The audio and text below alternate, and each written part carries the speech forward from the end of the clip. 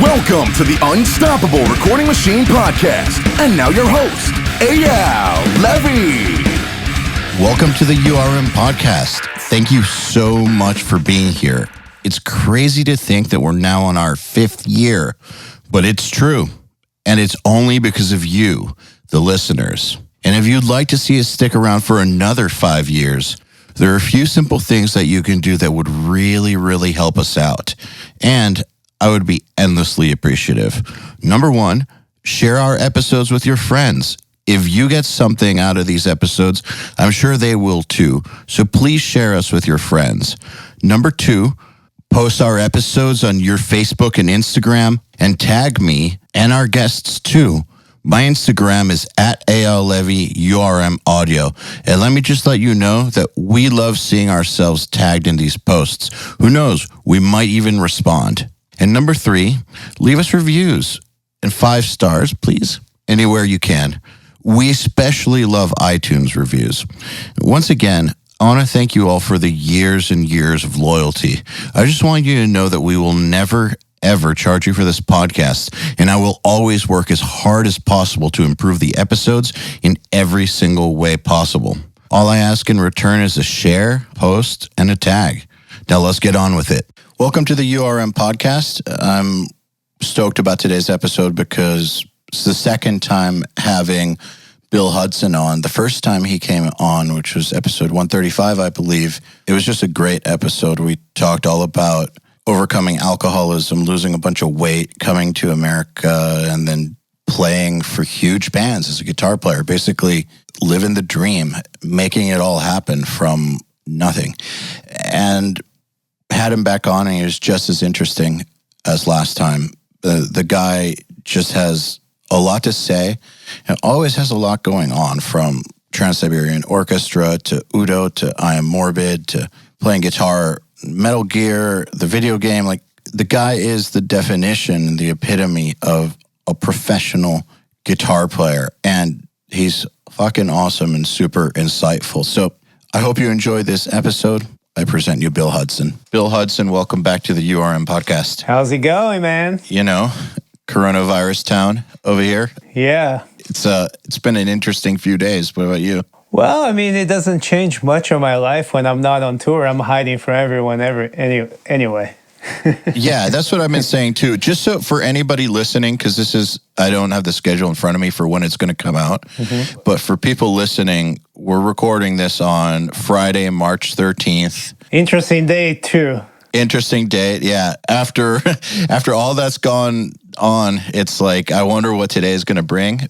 You know, if people are listening to this 10 years from now or 20 years from now, just so you know, 2 days ago was kind of like when the coronavirus situation took a turn for the way more serious, when our president shut down travel to Europe for 30 days and people started to freak out, like really freak out. So we're in the middle of a very interesting time period.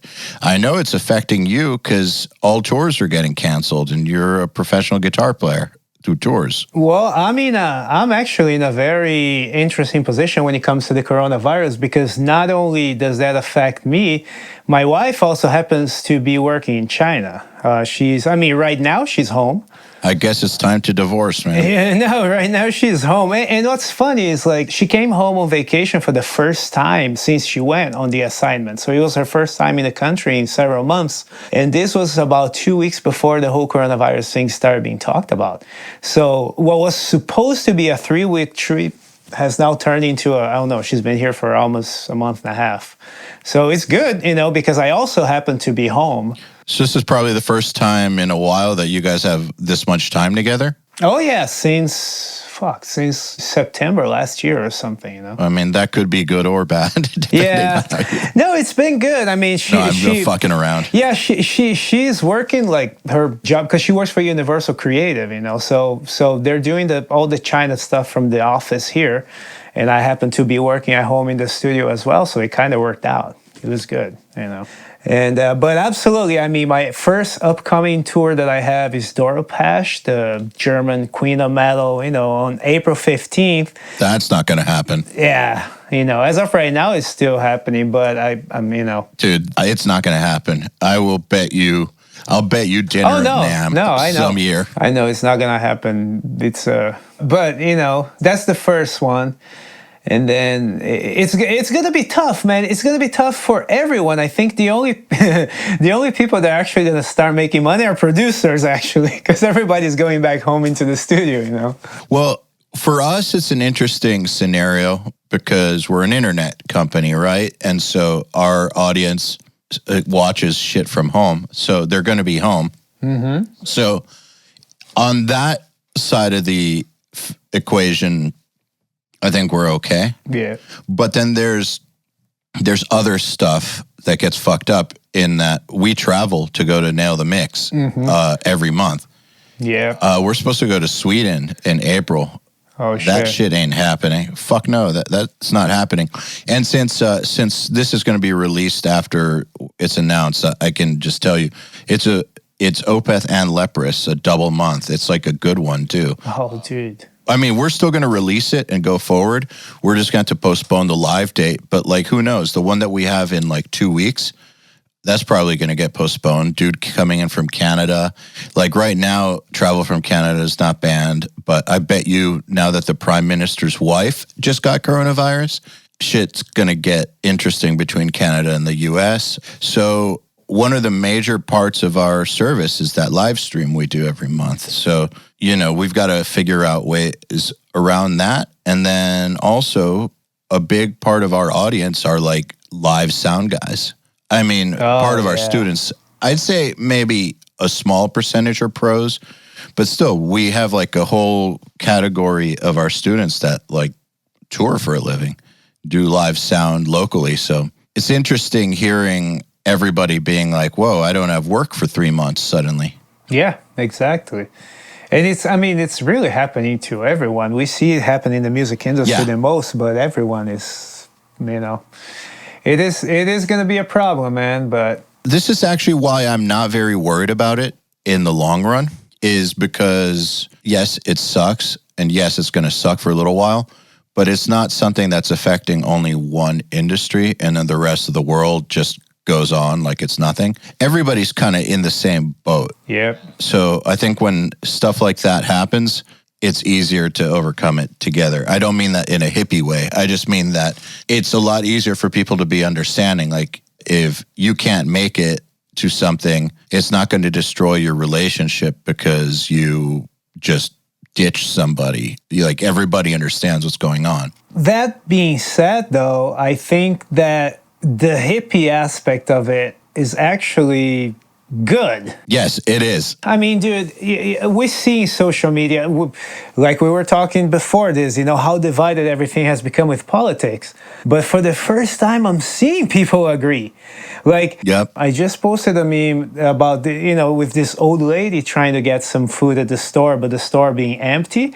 And I've seen left-wing and right-wing people post that. I'm like, so people are starting to actually come together and agree and be like, you know what, man, when shit hits the fan, everyone is fucked. Yeah, sure, Jeff Bezos just lost a couple $1 billion, but you lost a couple hundred too. It affects you too, the same way. Yeah, what's interesting is the last time I remember seeing that start to happen was 9/11. Yeah. And, everything that happened afterwards is up to interpretation. I don't want to get into that, but did you live here yet when that went down? Man, no, I didn't. And I was supposed to fly because I got accepted at Berkeley, and I was supposed to fly like the day before to like see the campus, from Brazil. So I had a flight on September 10th from Sao Paulo to New York, and I was teaching at a music school at the time, and they delayed my payment. So I changed my flight because I wanted to take my money. I'm like, I'm going to get this money. I want to go spend it in America. So I changed my flight to like September 13th or something. And and I saw the whole thing go down. I'm like, oh, dude, I'm not going. I didn't live in America, but I was already trying to move is what I mean. Well, I can tell you that that was one time where people kind of dropped their differences, at least for a little while.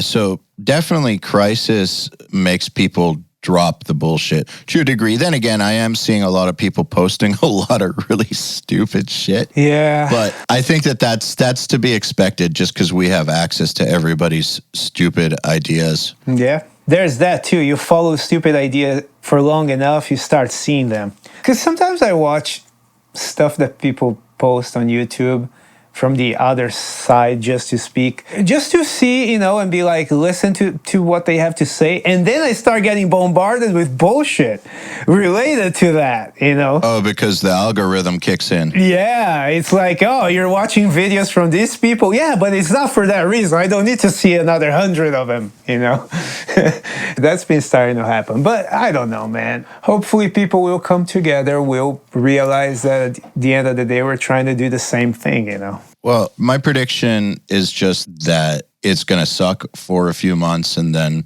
shit will get somewhat back to normal at the end. It will, yeah. Yeah, so I don't think this is the end of the world. I have had one of these pandemic-style illnesses before, and they fucking suck.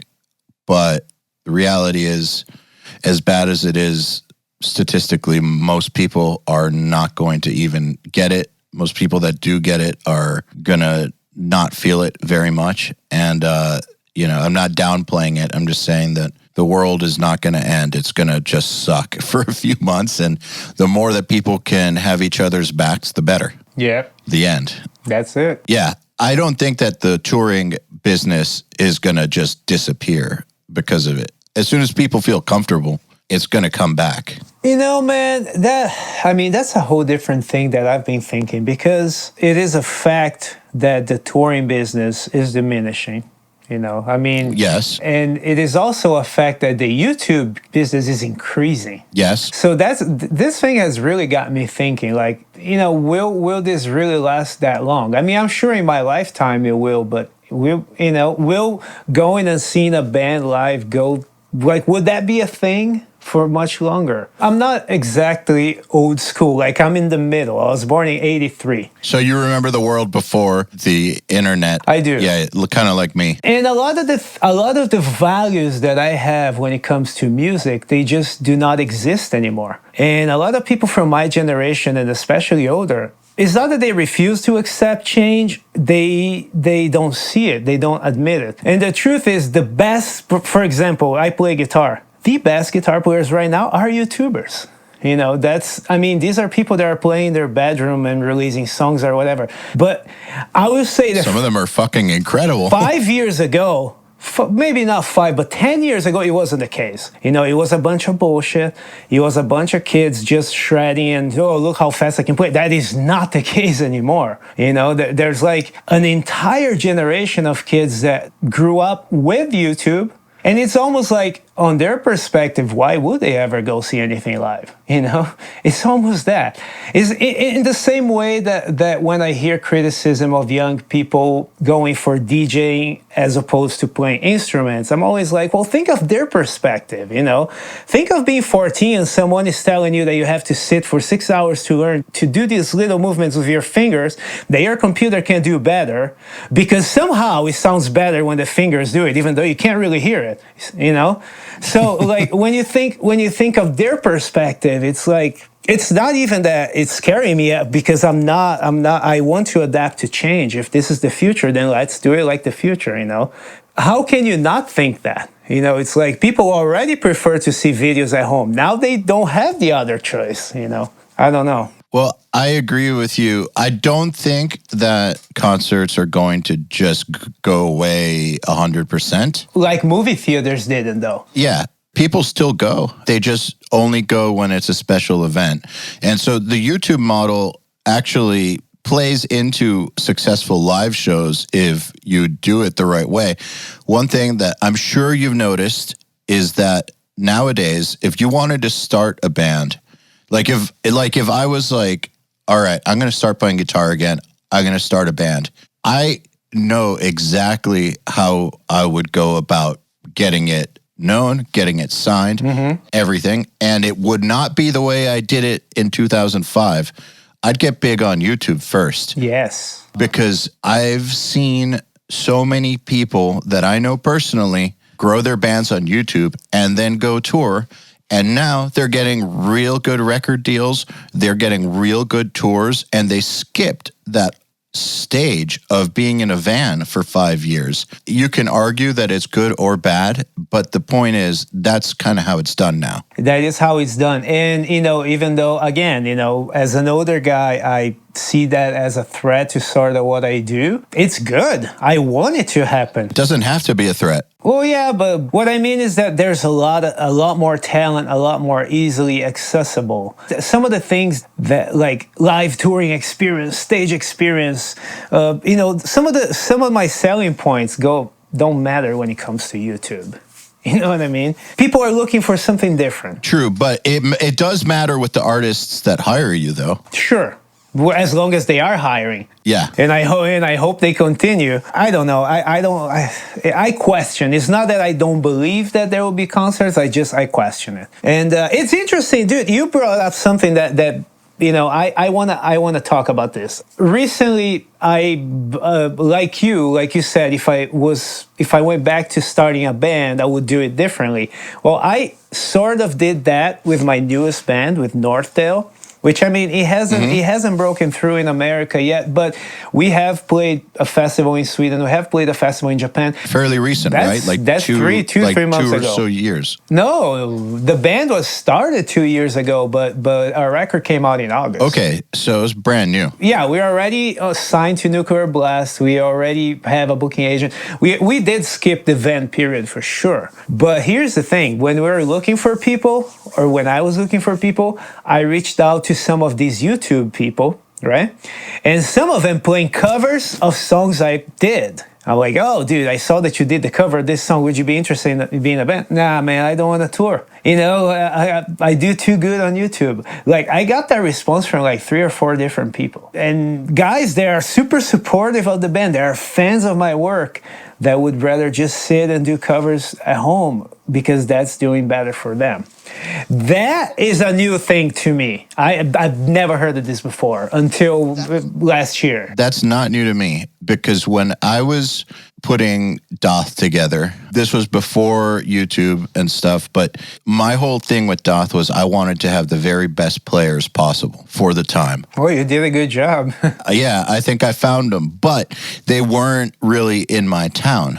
And so I had to do a lot of talking to people from different cities and try to talk them into doing this thing with me. And one of the responses that I got quite frequently was, I like my job, or my life is stable right now. I don't want to tour. Or and dudes that are really good musicians. Only thing that's different now is those guys can actually get known for being good musicians. That's new, man. That's an avenue that it just didn't exist. It's really cool. I think it's great. I mean, also, it raises the bar, but it also, man, it forces people to stand out. So I think that there was a time period for about 10 years where the argument was that heavy music was all starting to sound exactly the same. Mm-hmm. Productions are starting to sound exactly the same.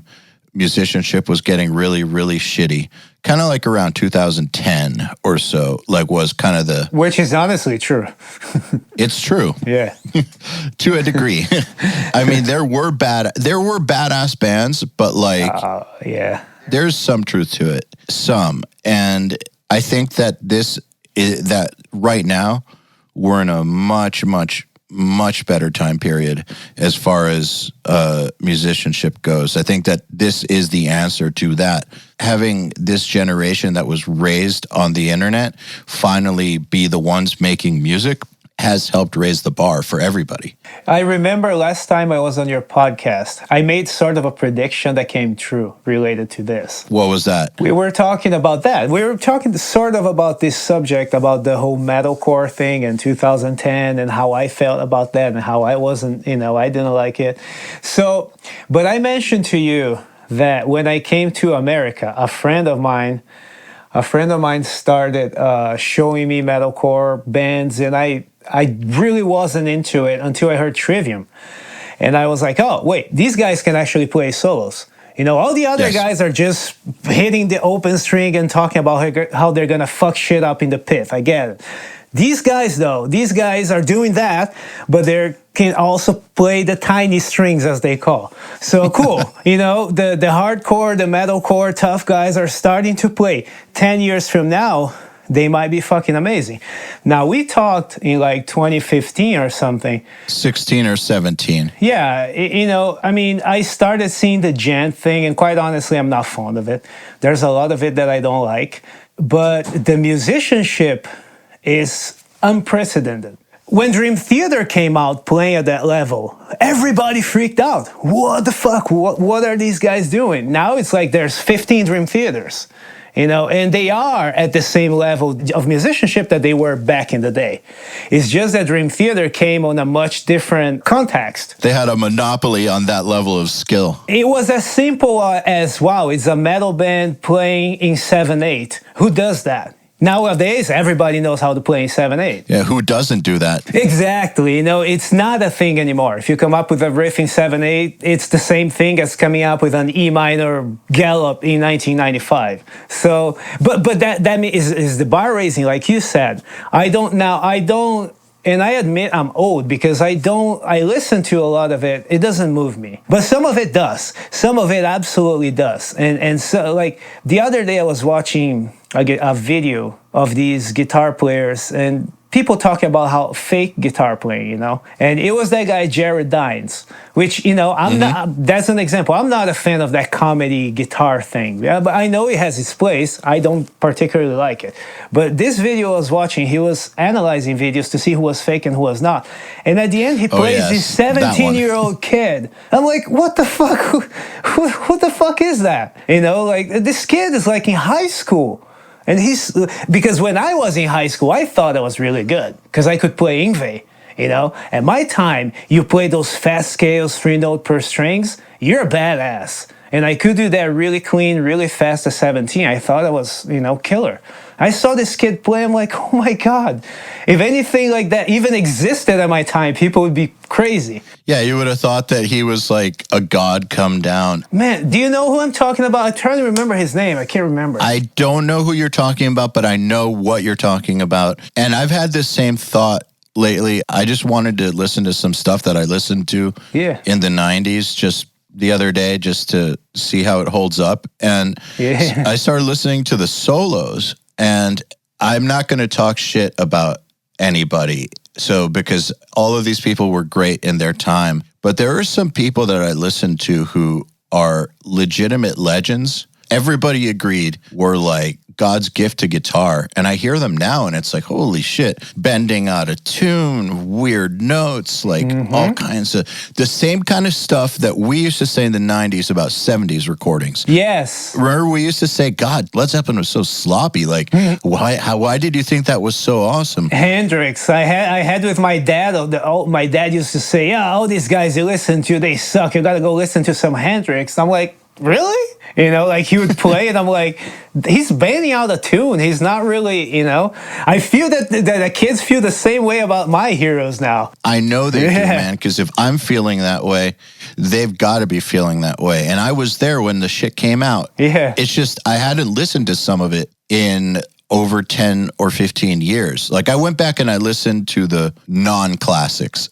So, you know, like the songs by some of those huge bands that didn't stand the test of time, like the ones that only the true fans know.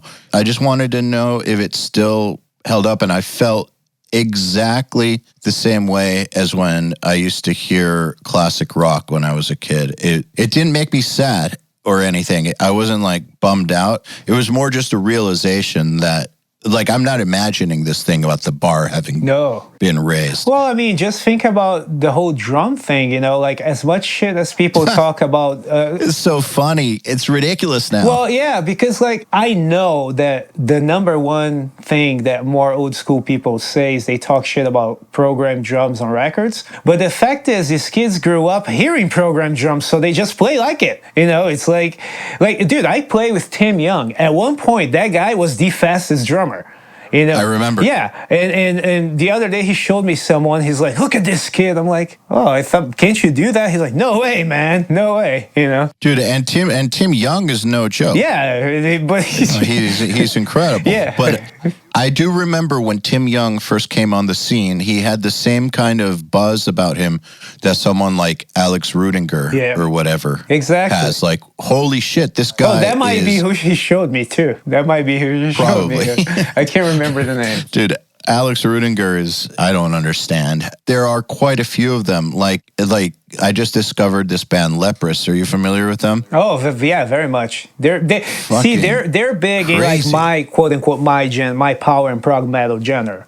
You know, they've played Prog Power USA, the festival I play pretty much every year. They've there before. It's so interesting to me that they're in that. I know that they make prog music. Yeah. Because it's in weird time signatures and it's just weird music, but they sound like Muse meets a James Bond soundtrack meets Tool or something. I gotta show you some other bands like that, man, that you might like. I'd love to hear them. Yeah, but they're Eason's band, right? They used to be Eason's band, yeah.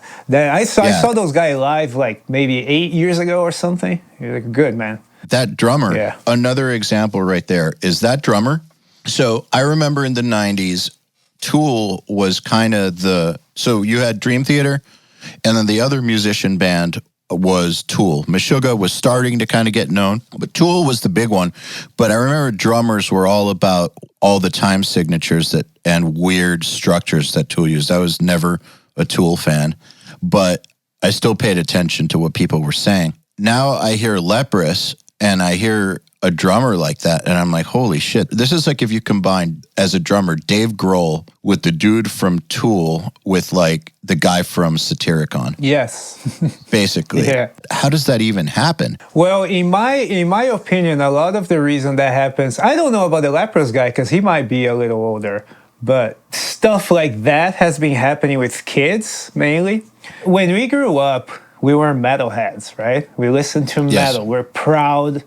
And we listen to Metallica and we listen to Iron Maiden, and you suck for listening to Madonna, right? Nowadays, that doesn't exist. You listen to Madonna, you listen to Maiden, you listen to Metallica. For kids, I'm talking about. People our age are still stupid. They are. But yeah, oh, dude, some of the shit. I mean, every day, you know, I cannot post a pop song on Facebook anymore because I get people talking shit. And the funny thing is, pop has evolved so much from the 80s to here, you know, like metal, like we're talking about that phase of metal that was shit. Pop has evolved. Pop has always been better and better and better and better. And I don't know if you agree with me or not, but I do. I'm not a producer, but I record my own stuff at home. And I feel that in terms of production, it's like everyone that does pop and hip hop and rap, they're looking forward. They're looking ahead, where everybody else is still trying to figure out how to get a good distorted guitar sound. You know what I mean? So I see as a listener that nowadays pop and hip hop music are actually more exciting than some of the metal that's coming out because of that. I do agree with you. I think that for metal and rock to be exciting, what you need are bands like Leprous, bands like Sleep Token, who are doing something new. That don't have the genre thing. Yeah. Don't see them be a metal band. Both those bands are genre bending. Yeah. And I think people are ready for that. But the thing with pop, and I completely agree. So I have 2 data points that aren't really data points. They're just my opinion, but I think they're data points, and someone who deals with data should look at this and come back to me. But the fact that an artist like Billie Eilish is the biggest pop star in the world right now, and that just a few years ago, a band like 21 Pilots was the biggest band in the world. And I love that band, man. They're they're phenomenal. Dude. They're so good. Their songs are so damn good. That song, Car Radio, that song got me crying the first time I heard it. Heathens? Yeah. Like, holy shit. Yeah. But the thing is, both of those acts sound like nothing else. Mm-hmm. They're completely creative. They're dark. They're very, very honest. They're not... Remember that when we were growing up, pop was supposed to be like fast food, basically. Yeah. It was like music you get at the drive-thru or something. That was the equivalent. It was garbage. I mean, it was well-made garbage, but it was light. My dad used to call it light music. I don't think that you can call what some of these pop artists doing as light. It's not light. With the subject matters that they cover and the sophistication of the just harmonically of what they use, the production styles, like the originality, it's not light music at all. Is Heathens the song where he talks about, I wish I had chords in a different progression, and it's a fucked up chord progression? No. That's shit. I love that song. Dude. Fuck. What's that song called? I'm looking it up right now. No, Heathens is the one from the Suicide Squad. Stressed Out. Stressed Out, yeah. Yeah, Stressed Out is a phenomenal song. And then the song Car Radio, the guy's like talk, and then you end the phrase, because someone stole my car radio and I'll just sit in silence. And there's a break in the song. Dude, I mean, this is the kind of relationship between lyrics and music that metal has also lost. Like a lot of metal is written, and I'm guilty of this. I write a song, I write a melody, and I hand it to a singer, put words to that. This is a different kind of writing. This is conveying emotions very honestly through music, through very simple music too. Simple. Kind of. Simply perfect is what I mean, Yeah. It's like, because you mentioned Billie Eilish, I made this comment to my wife yesterday. We were listening to it, and I'm like, I think part of why this is so good is because it's stripped down to the very minimal details to convey that one idea. You have a beat. He's like, 1, 2, that's a beat. And she's singing over it. That's it. You don't need a giant drum set. You have an idea. Da, da, da, da, da, da, da, da, da, da. That's it. You don't need to orchestrate that idea and make it huge. That's it. And I think... However you could. Yeah, exactly. It's very interesting. That's the thing. With great ideas like that, you could orchestrate them into something huge. Yeah. And they'd still be great. So what you're saying right now, and I completely agree with you, that's something that's been proven historically for hundreds of years. So orchestral music, even the most complex orchestral music from the late Romantic period, was all written on a piano by a dude sitting there writing it down. It wasn't written inside of Digital Performer or with the East-West bundle where you could hear the entire orchestra. These pieces were written on a piano. So in the most simple version possible, they were made to work. And then if they worked like that, obviously you could orchestrate them into some grand thing. But the same applies for songs. If one simple vocal and one simple beat touch the public emotionally and just work, it's going to work in any arrangement. That's the beauty of it. And when it doesn't work, you cannot polish that third enough. Fuck no. That's one thing. You can produce and make a great song, it just won't reach people. This is part of why I say that pop music nowadays is that, well, you were saying that too, it's a lot more honest, it's actually touching people. It's not McDonald's music. None of it is. And even the idea that it is even that is kind of old-fashioned, because at one point it was, but people haven't been paying attention to the past 7 years, You said that people in our age group are still stupid about it. When I hear them spout those types of opinions about pop music or hip-hop or R&B or any of these styles that as metal people you weren't allowed to like, I definitely know that idea that you stop listening to new music at like 25, like that's what they're doing. They're doing exactly what they used to accuse their parents of doing. I remember these people because some of them are my friends from high school. I remember them criticizing their parents for thinking that all they listen to is noise. Now they're 40 and they say the same shit about young people's music, which, by the way, I don't actually think is young people's music. It's just music. And so you can either choose to close yourself off to it or not. But they're doing the same thing that their parents used to do. So I do think it's probably human nature to, not want to take in new things. Once you find something that you connect with, people kind of are like, okay, cool, I'm good. Yeah. But why do that? Especially now, there's so much great stuff. You know what's interesting, man? I read in a book a few years ago, it's called This Is Your Brain on Music, and it talks about how the music you listen to at 14 stays with you for the rest of your life. Now, with my new project, with the band that I was just talking about a few minutes ago, NorthTale, I wanted to embrace that. So basically that album sounds like it came out in 1998. but with today's production. But the only reason I did that was because I know that people relate to production like that. Like the other day, I went and listened to Peace of Mind, one of my favorite records by Iron Maiden. It still sounds fantastic, but in my head, it's like, wow, this kick is pretty low in the mix. It's because I'm so used to like having these kicks punching you in the face the way it is right now. So with NorthTale, I wanted the music to sound like something that I would buy at 14. It doesn't matter to me if it doesn't sell, if people don't buy it.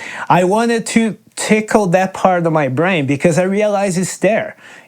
Like on my 14th birthday, I got a couple albums as gifts, and those albums are still my favorite albums to this day.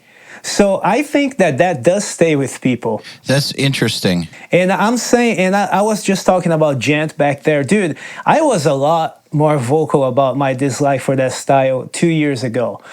But I had to literally force myself and be like, no, wait a second. People I respect like this. People I find to be good musicians are making this. There's got to be something about this. I got to listen to it. But it took me a lot. It took me listening to like 3 Periphery records, 3 Tesseract records before I'm like, oh, wait a second. That's where they're going. And most people are just not willing to do that.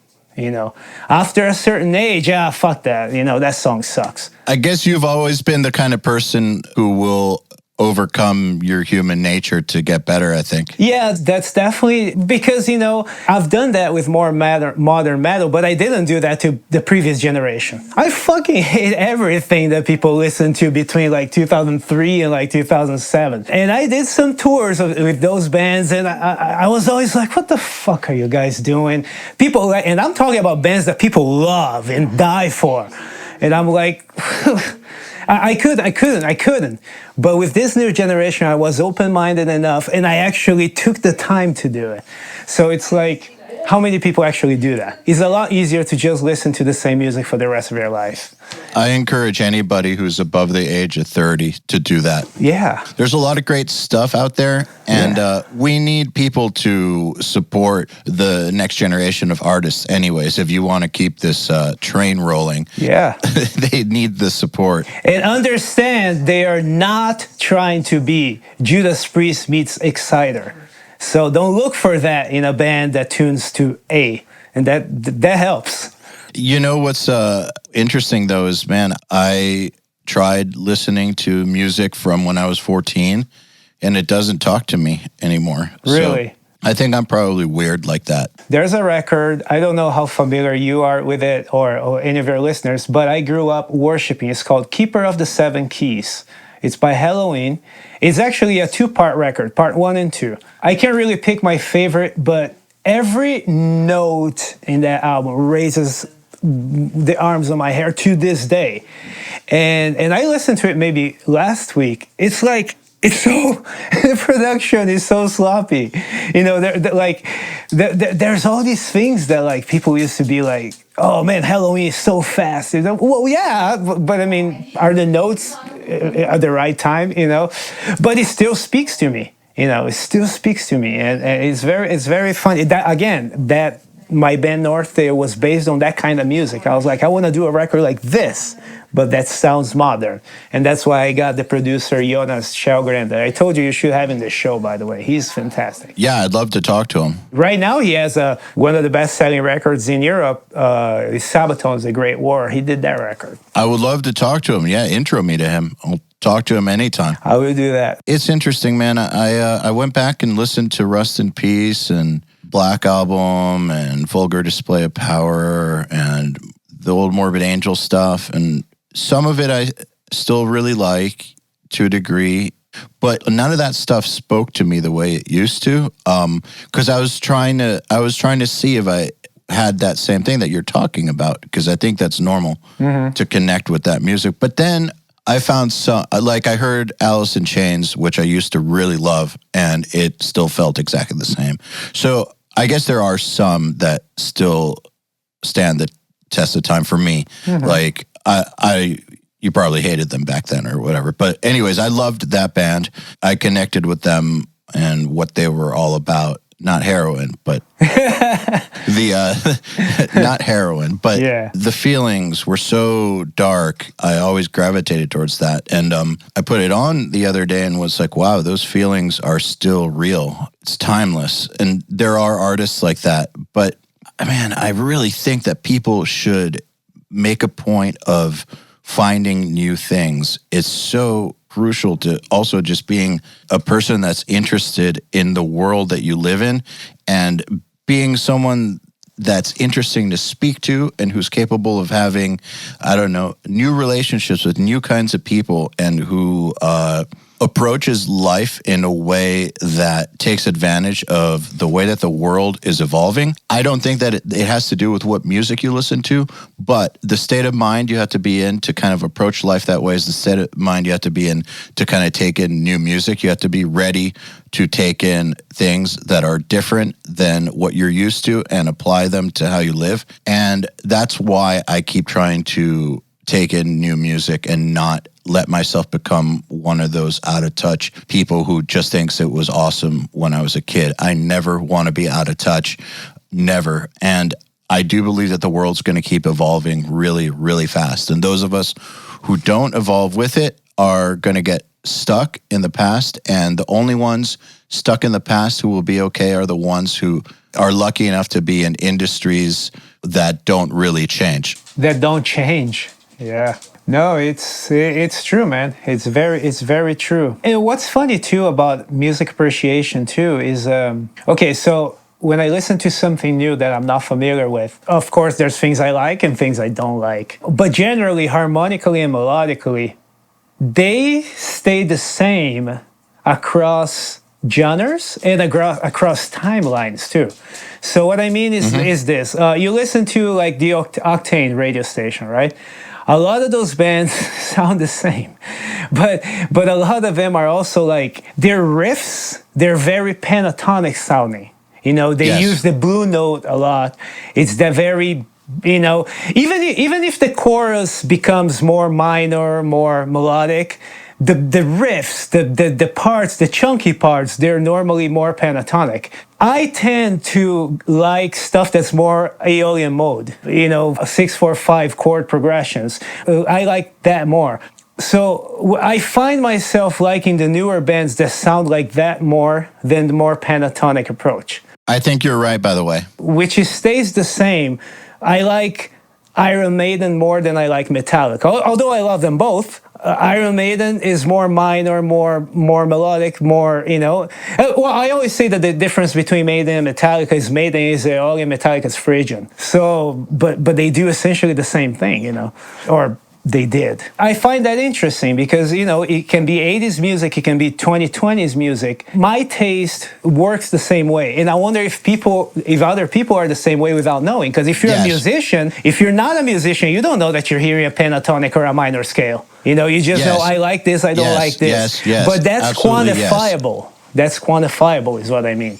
It's like I like more the sound of the minor than I like the sound of the pentatonic. A lot of metal guys think it's as easy as, you know, minor is sad and major is happy. It's not like that. A lot of stuff that sounds sad is actually major. So it's not like that, but it's more like what touches you and what doesn't. You know, and I really believe that like the more extreme metal guys don't like the major third because none of the bands use it, you know? So they just grow not to like that interval, that particular interval. So I can tell you, I think you're right. I've always been drawn to things that are in a harmonic minor sort of way. I know harmonic minor is kind of it's an interesting scale because it's not really a key. It's an altered, it's not real, but it is.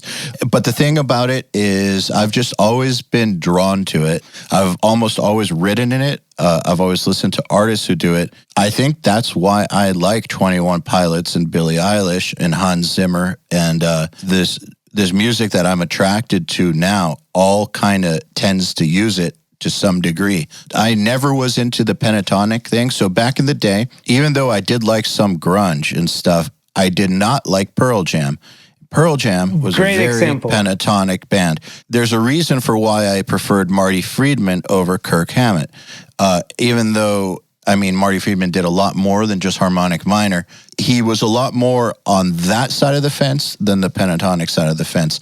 Like, yes, I can trace all of my musical tastes down to individual songs from an artist, and I would say that 85% of the time, something in the world of harmonic minor is happening, from pop to metal to orchestral.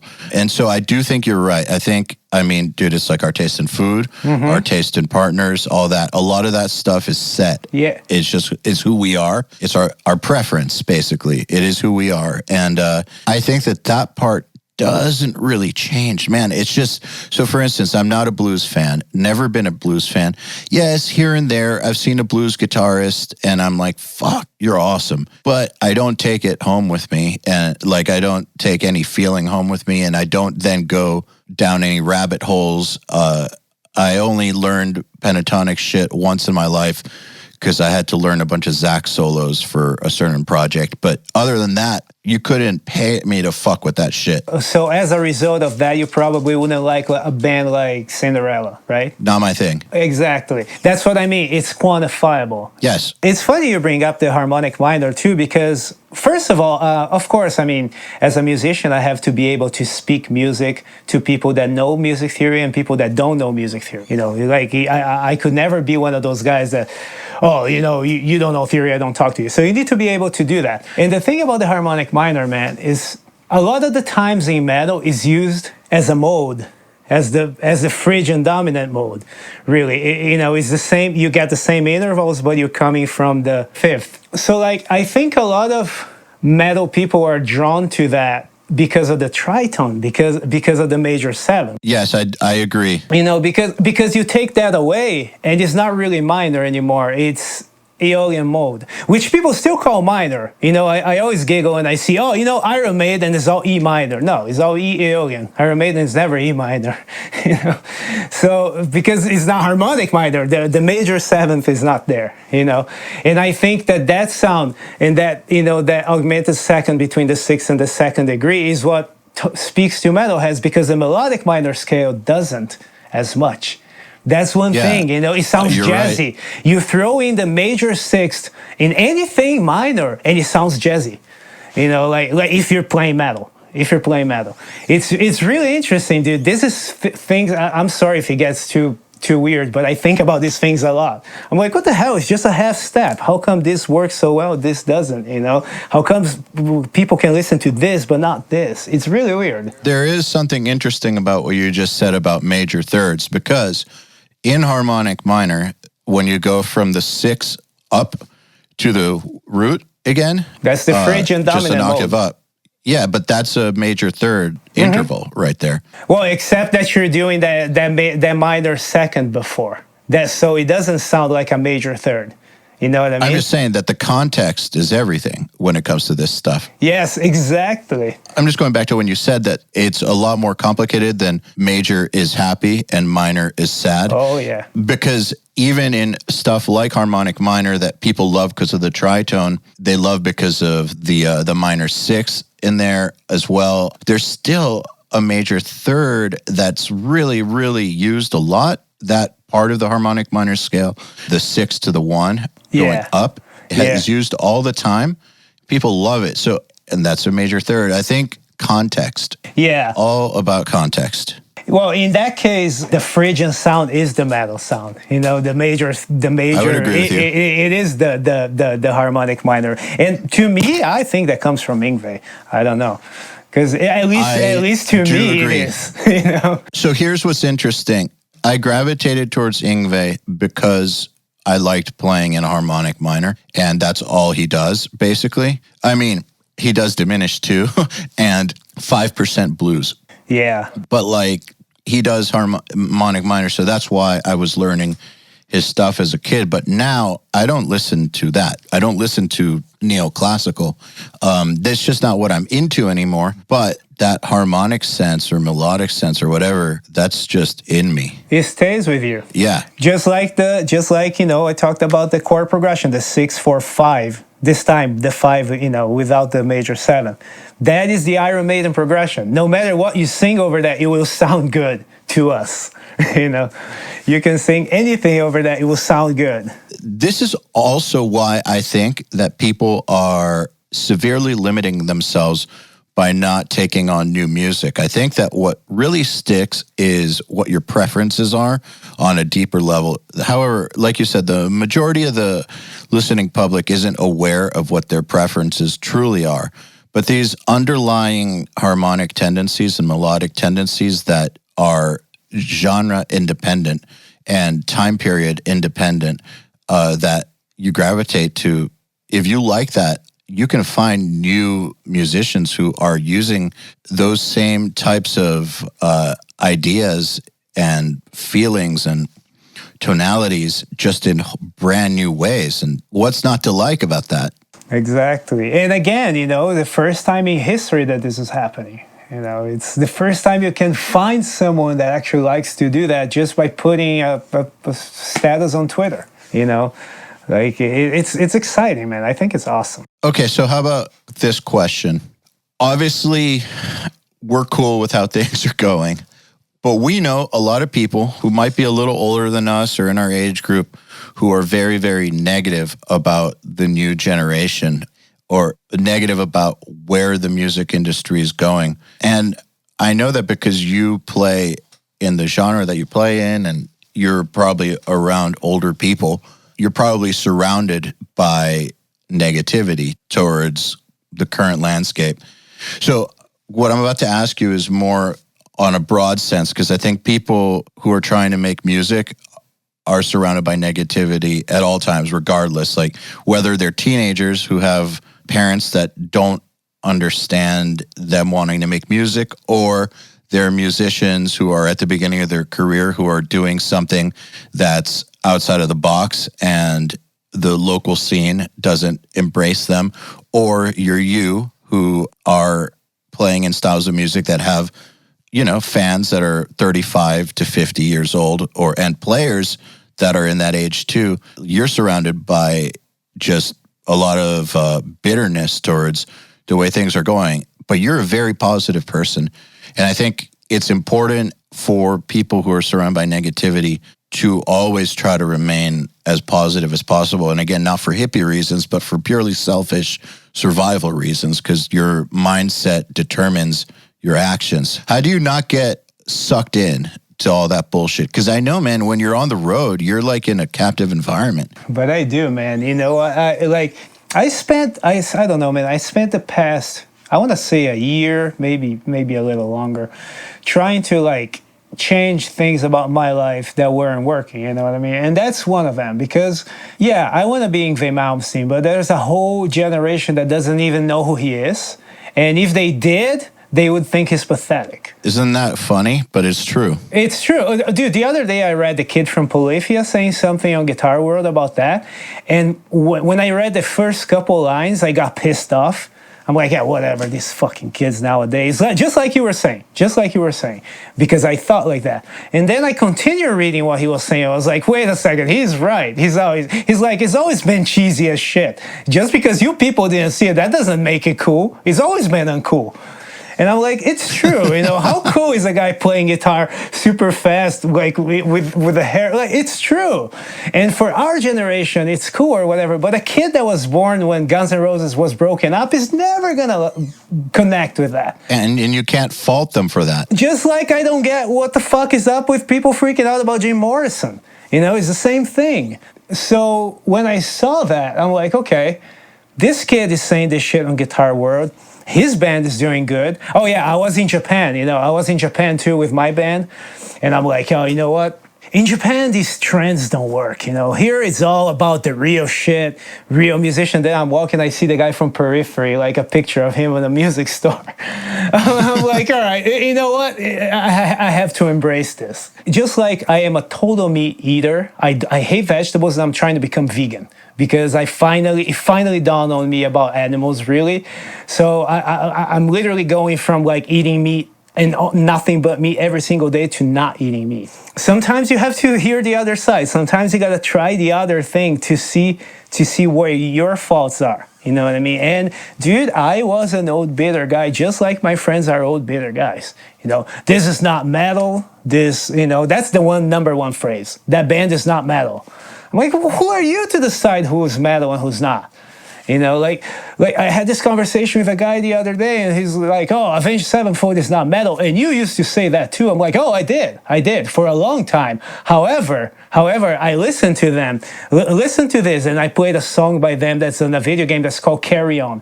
That song is power metal. That is what I listen to every day. It's just that the Avenged Sevenfold crowd doesn't know that. They never heard Halloween, but that is a Halloween song sung by an American bro. But still very much a power metal song. And I play that to my friend. I'm like, how is this not metal? This is metal. You know, just because you say it's not metal, that doesn't make it not metal. You know, and not to mention to the still newer generation, now I'm talking about the 18-year-olds, they don't want to be metal. You're not metal. Yeah, good. I don't want to. I have a very similar story, man. So after about 1994, that was kind of the peak of major label death metal. If anyone can imagine that. Major label death metal. It's like... There was a time period where death metal was actually very commercially successful, as in death metal bands selling hundreds of thousands of albums. Morbid Angels signed to a major label. Like, interesting time period. Anyways, it ended. No coronavirus. No coronavirus, that's right. It ended in about 1994. And extreme metal kind of went into a weird, repetitive loop. And I stopped listening to it. I just didn't like it anymore. I got completely out of it.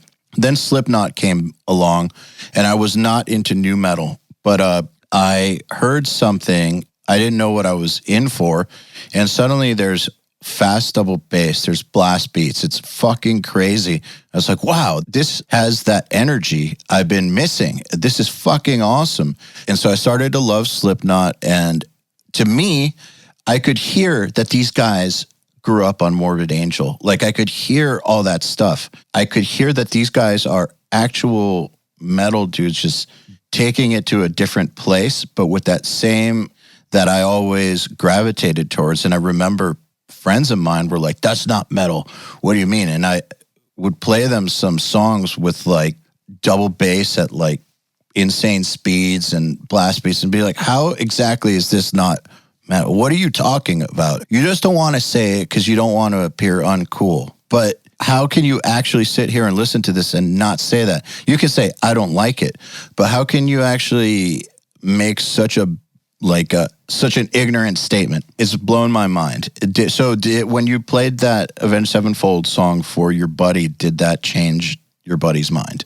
No, of course not. Of course not. No, of course not. And I mean, I'm telling you this one story, but there's a lot that happened before. You know, you talk about death metal. As you know, I play some death metal too, and like, yeah, of course, I play with the top guy, and he is not like that. But some other people that I know and that I worked with, I mean, these are 50-year-old men saying, "Oh, you're listening to Nudo Bittencourt." I'm like, yes. He's a fucking amazing guitarist. Well, funk and metal don't mix. I'm like, you're 50 years old, man. Come on, you know. So yeah, I see a lot of that. But you know, man, I don't want any part of it. You know, just it's cool. It's cool. You guys can be like that. I would rather embrace change. Again, my band, my personal band, my passion project sounds like 1997, but that's because I'm making it for me. You know, that doesn't mean that I can't go do something else, and that if I want to create music, it's gonna sound like Judas Priest. You know, it's just embrace change. So I have a question for you. It's from a friend of mine who I'm not allowed to say his name, okay, because of an agreement he has with this band. But he does similar shit to you. He just played with Baby Metal. Like, he gets hired by people to play guitar. He's an awesome guitar player. Did he play for Baby Metal here in the U.S.? Yeah, but we're not allowed to say his name. No, but I know. Okay. He's a fan of yours, so he has a question for you. He's a fan of mine? Yes. Good. He's been a fan of yours for a while. He says, I'd love to know how you keep up with potential gigs? Like, do you have an agent that tells you when stuff opens up, or is it just mutual connections that help you find work? I have someone that helps me. It's David Vincent's wife, Suzanne Panley. She's like, quote unquote, my publicist, and a lot of gigs come to her. So her email is on my website. So some things come to her, but the bulk of what I get really is meeting other people, and especially when I'm doing other gigs. Like, that's one thing that to me seems painfully obvious, but every time I tell people that, they're like, oh wow, okay, I never thought about that. So I'll say that. When you go to a festival, there's 15 bands there hanging out. You know, like, these are 15 potential employees in 2 months. You know, you got to be friends with those people, you know.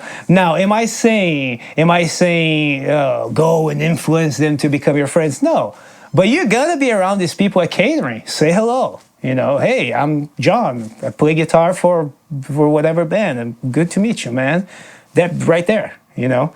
You know someone else in band X. Now, maybe that band will need whatever instrument you play next week. Maybe they won't. Maybe their friends will, you know. That's happened a lot. Maybe 5 years from now. Maybe 5 years from now. One of the best gigs that I've done in recent years, Udo Dirk Schneider, the old vocalist for Accept, I got that gig out of a friend of mine called Kendra Jackson, who at the time I barely knew.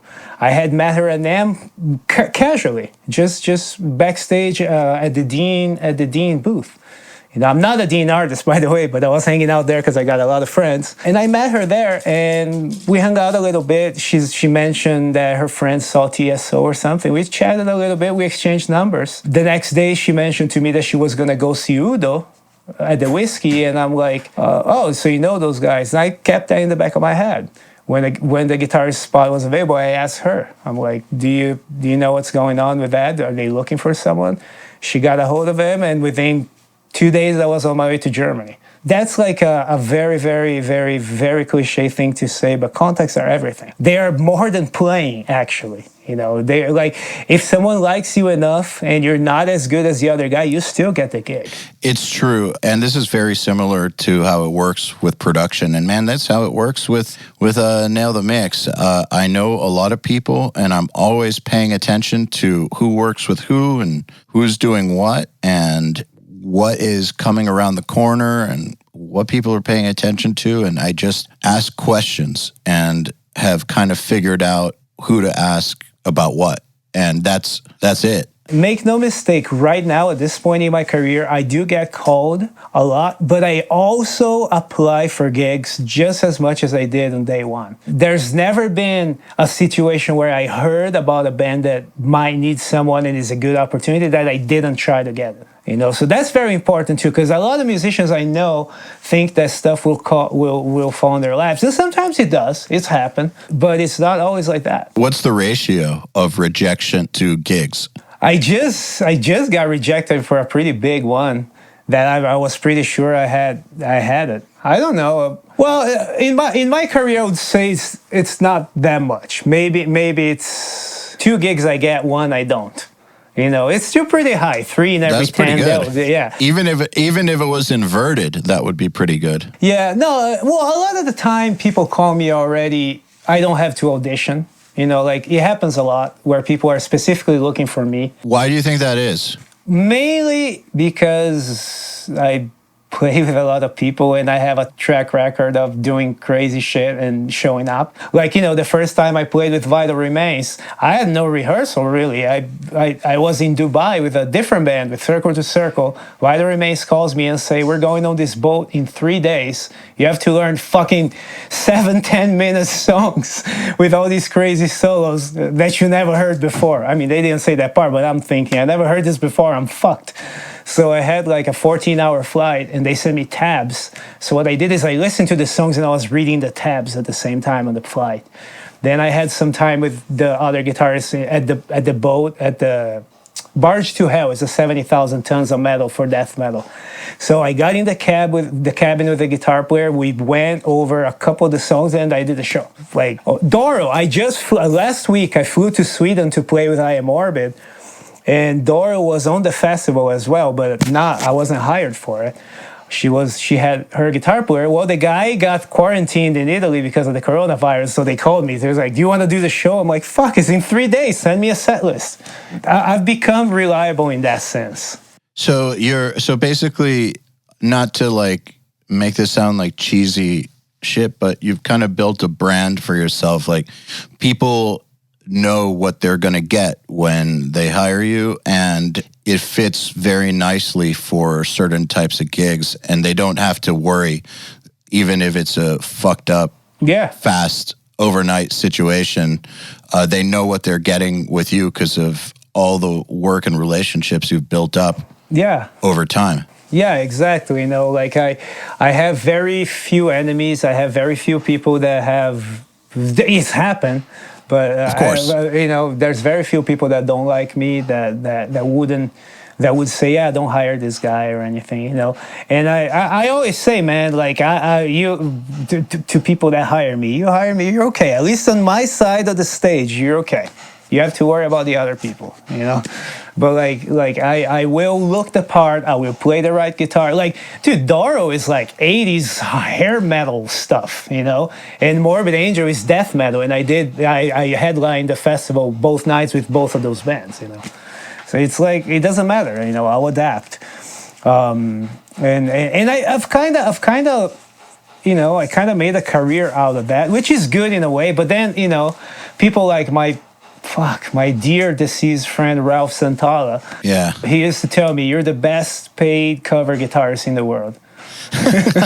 Of course he would say that. Yeah. Because he wasn't impressed with any of this shit. All that Ralph cared about was making art. You know, he never cared about touring. He never cared about fame. He definitely never cared about money. So whenever I would get a gig, I'd be like, "Cool, when are you doing your record?" That was always what he would say. And my record came out months after he passed away, man. It sucked. Yeah. But it's like, you know, that was one thing he used to tell me. But on the other hand, on my perspective, I used to tell him, "Dude, but when I grew up, I wanted to be a guitar player that tours the world playing shows, and that's exactly what I'm doing. You know, sure, I'm not playing my songs, but I am playing songs I grew up listening to. You know, so that's cool too." Hey everybody, if you're enjoying this podcast, then you should know that it's brought to you by URM Academy. URM Academy's mission is to create the next generation of audio professionals by giving them the inspiration and information to hone their craft and build a career doing what they love.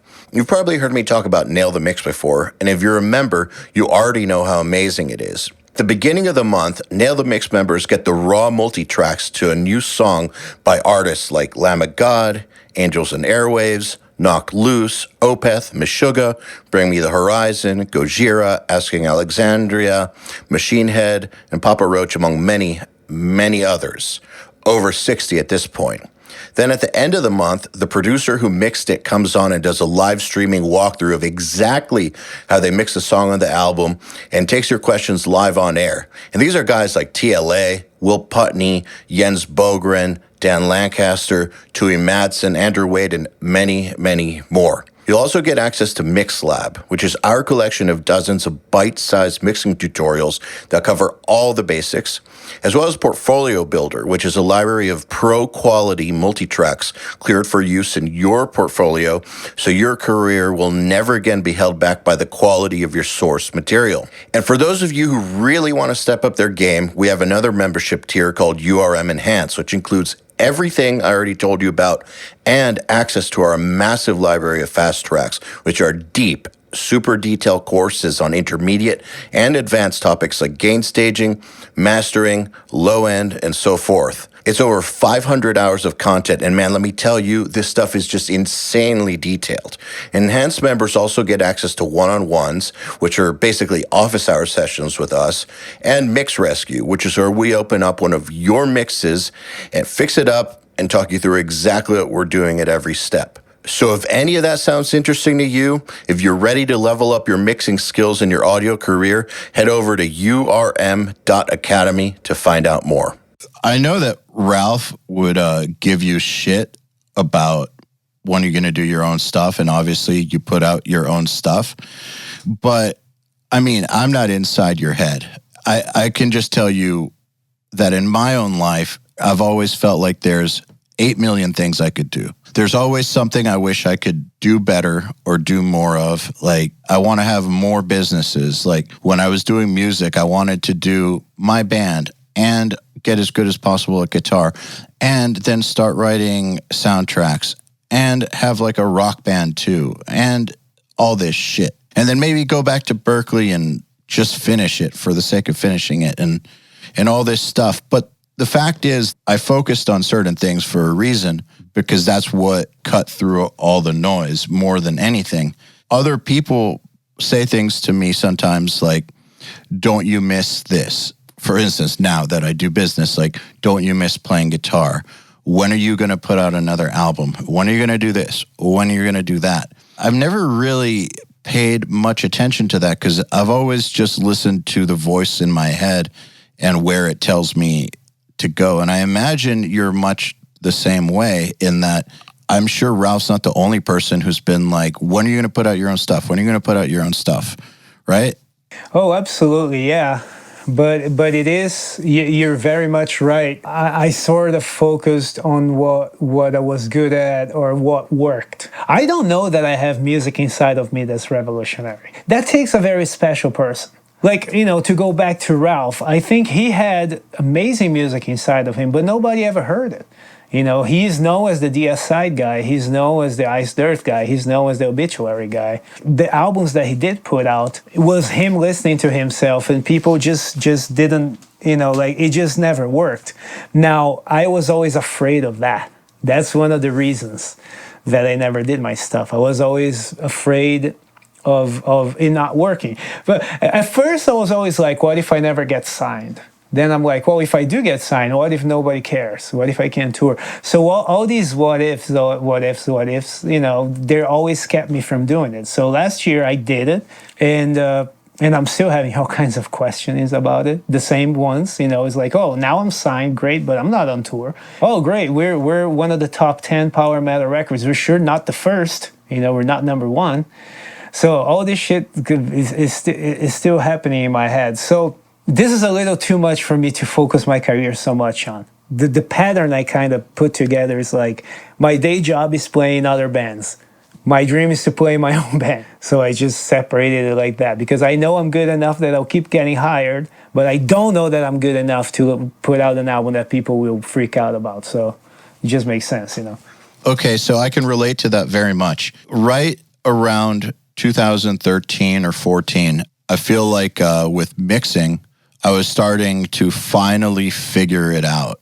I feel like right around that time, 2014-ish, 13, like I was starting to finally not suck.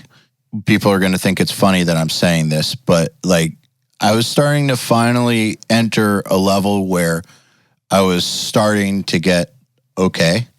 And obviously, I think that if I had kept going, I would have been a lot better now. However, I always felt that I could never be like a Josh Wilbur or an Andy Sneap.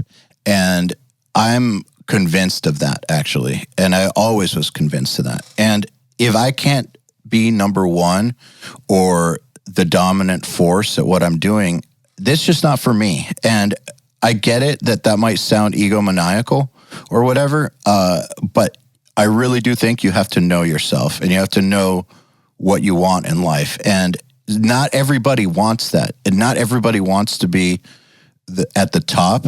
And that's fine. If you don't, I'm actually jealous. But I have taken a lot of shit in my life for this. And I tried to deny that part of my nature for a long time. And then one day I was like, fuck that. I'm not going to deny this part of my nature anymore. And because not being the best at something just, dude, it fucks with my head. And so I had a voice inside at about 2013, 2014, at the same time that I was finally starting to get like entering a good level with mixing. It's like, start this business, fucking start it now, quit and start it. And I'm really, really glad I listened, because like we're the biggest online recording school of this style. Obviously, we're not as big as like Full Sail or something, but in this world, and especially in rock and metal, we're dominating. And this is something that I can dominate in. And I feel 100% at home doing this. Like, I'm not tortured like I was before. And so are there other things that I have? Like, sometimes I'm like, what if I started mixing again? And it's like, yeah, I could probably start mixing and within 2 months be better than I ever was and start getting clients. Or what if I decided to start a band again? Okay, I could play guitar for 2 months, probably get better than I ever was and start a band, get it signed, do all that. But will it be Slipknot? Will I be as good as Will Putney or something? Probably not. However, this that I'm doing fucking dominates. So I'm doing this. For me, mentally, that's really, really important. And I think that it's important to know yourself, and you know yourself clearly. Yeah, there's different things that you dream about possibly doing, but you know exactly what your risk tolerance is and where you fit in to the grand equation. And I think that that's awesome. You know, man, you just put in words a thing that I've been feeling my entire life, and I'm really like kind of blown away because yeah, what you just said, why would I do something if I'm not gonna be the best at? I am like that for absolutely everything I do. You can say that for certain situations. Yeah, well, starting a band or starting a recording school, that's pretty big. But like, that was one of my arguments back when I lived in Brazil for wanting to move to America. Because, okay, first of all, in my head, still to this day, I don't understand why anybody would not want to do that. So it just feels weird. They're just not wired that way. That's all it is. We're differently wired. Conceptually, I get that. I'm not able to make the connection, okay? Yeah, because it's not who you are. So this is a conversation I have often with my parents. You know, ever since I moved to America, I've been able to get them a very citizenship, not citizenship, but immigration privileges to be here, and they could move here tomorrow, and they technically they did, but they spend a lot of time, you know, not here. And I'm like, you guys have an opportunity to live in America. Like, we have everything there. Like, why are you going to Brazil? Like America, Brazil. Like, well, for the people only listening to, you know, America, Brazil, down. Like, what? The concept of not wanting that is crazy to me. It's crazy to me. For anyone listening to that that's thinking I'm just being a kiss-ass of America, that's not what I meant. What I meant is that there are better life qualities in America than just about any other place. And opportunities. Yeah, but definitely better than in Brazil. So in my head was always like, well, because in Brazil, there's very much a tribal thing. Like, they don't, like, I call it reverse tribal. They don't like local talent. So, like, you know, being successful in metal in Brazil is impossible. It only happened for Sepultura. So, it's impossible because the first thing is, why would I listen to this since this guy from Brazil? You know, like, I'll just listen to my own music. I guess I get it, but in my head was always like, yeah, but why would I deal with that bullshit when in America, that's where people do it, you know? So if I cannot be making music in America, I don't want to make it anywhere because I don't want to compete with that. So my career started relatively late. My first album ever, I was like 23 already, 22 or something. Because up to then, I didn't fuck around in Brazil. I was just, you know, learning music. I knew nothing would come out of there. I see band after band put out record and get trashed by the magazine. I see band put out record, go do a show and get 6 people.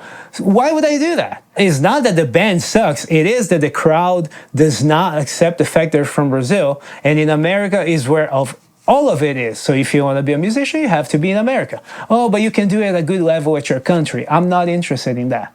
Either I'm going to do it at the highest level or I'm not. what you just said very much related to what I'm feeling, to the way I feel about mostly everything. That's also why I was never too fond of the whole local band thing. You know, I make fun of local bands on social media a lot, but like the way have you seen the memes I just posted the past 3 days? the local band show before coronavirus and local band show after coronavirus, and it's two people. Dude, because that's a perspective that's important too, and it's related to that perspective. Because again, you know, I moved to America in my early 20s, and the first place I lived in was Nebraska, of all places.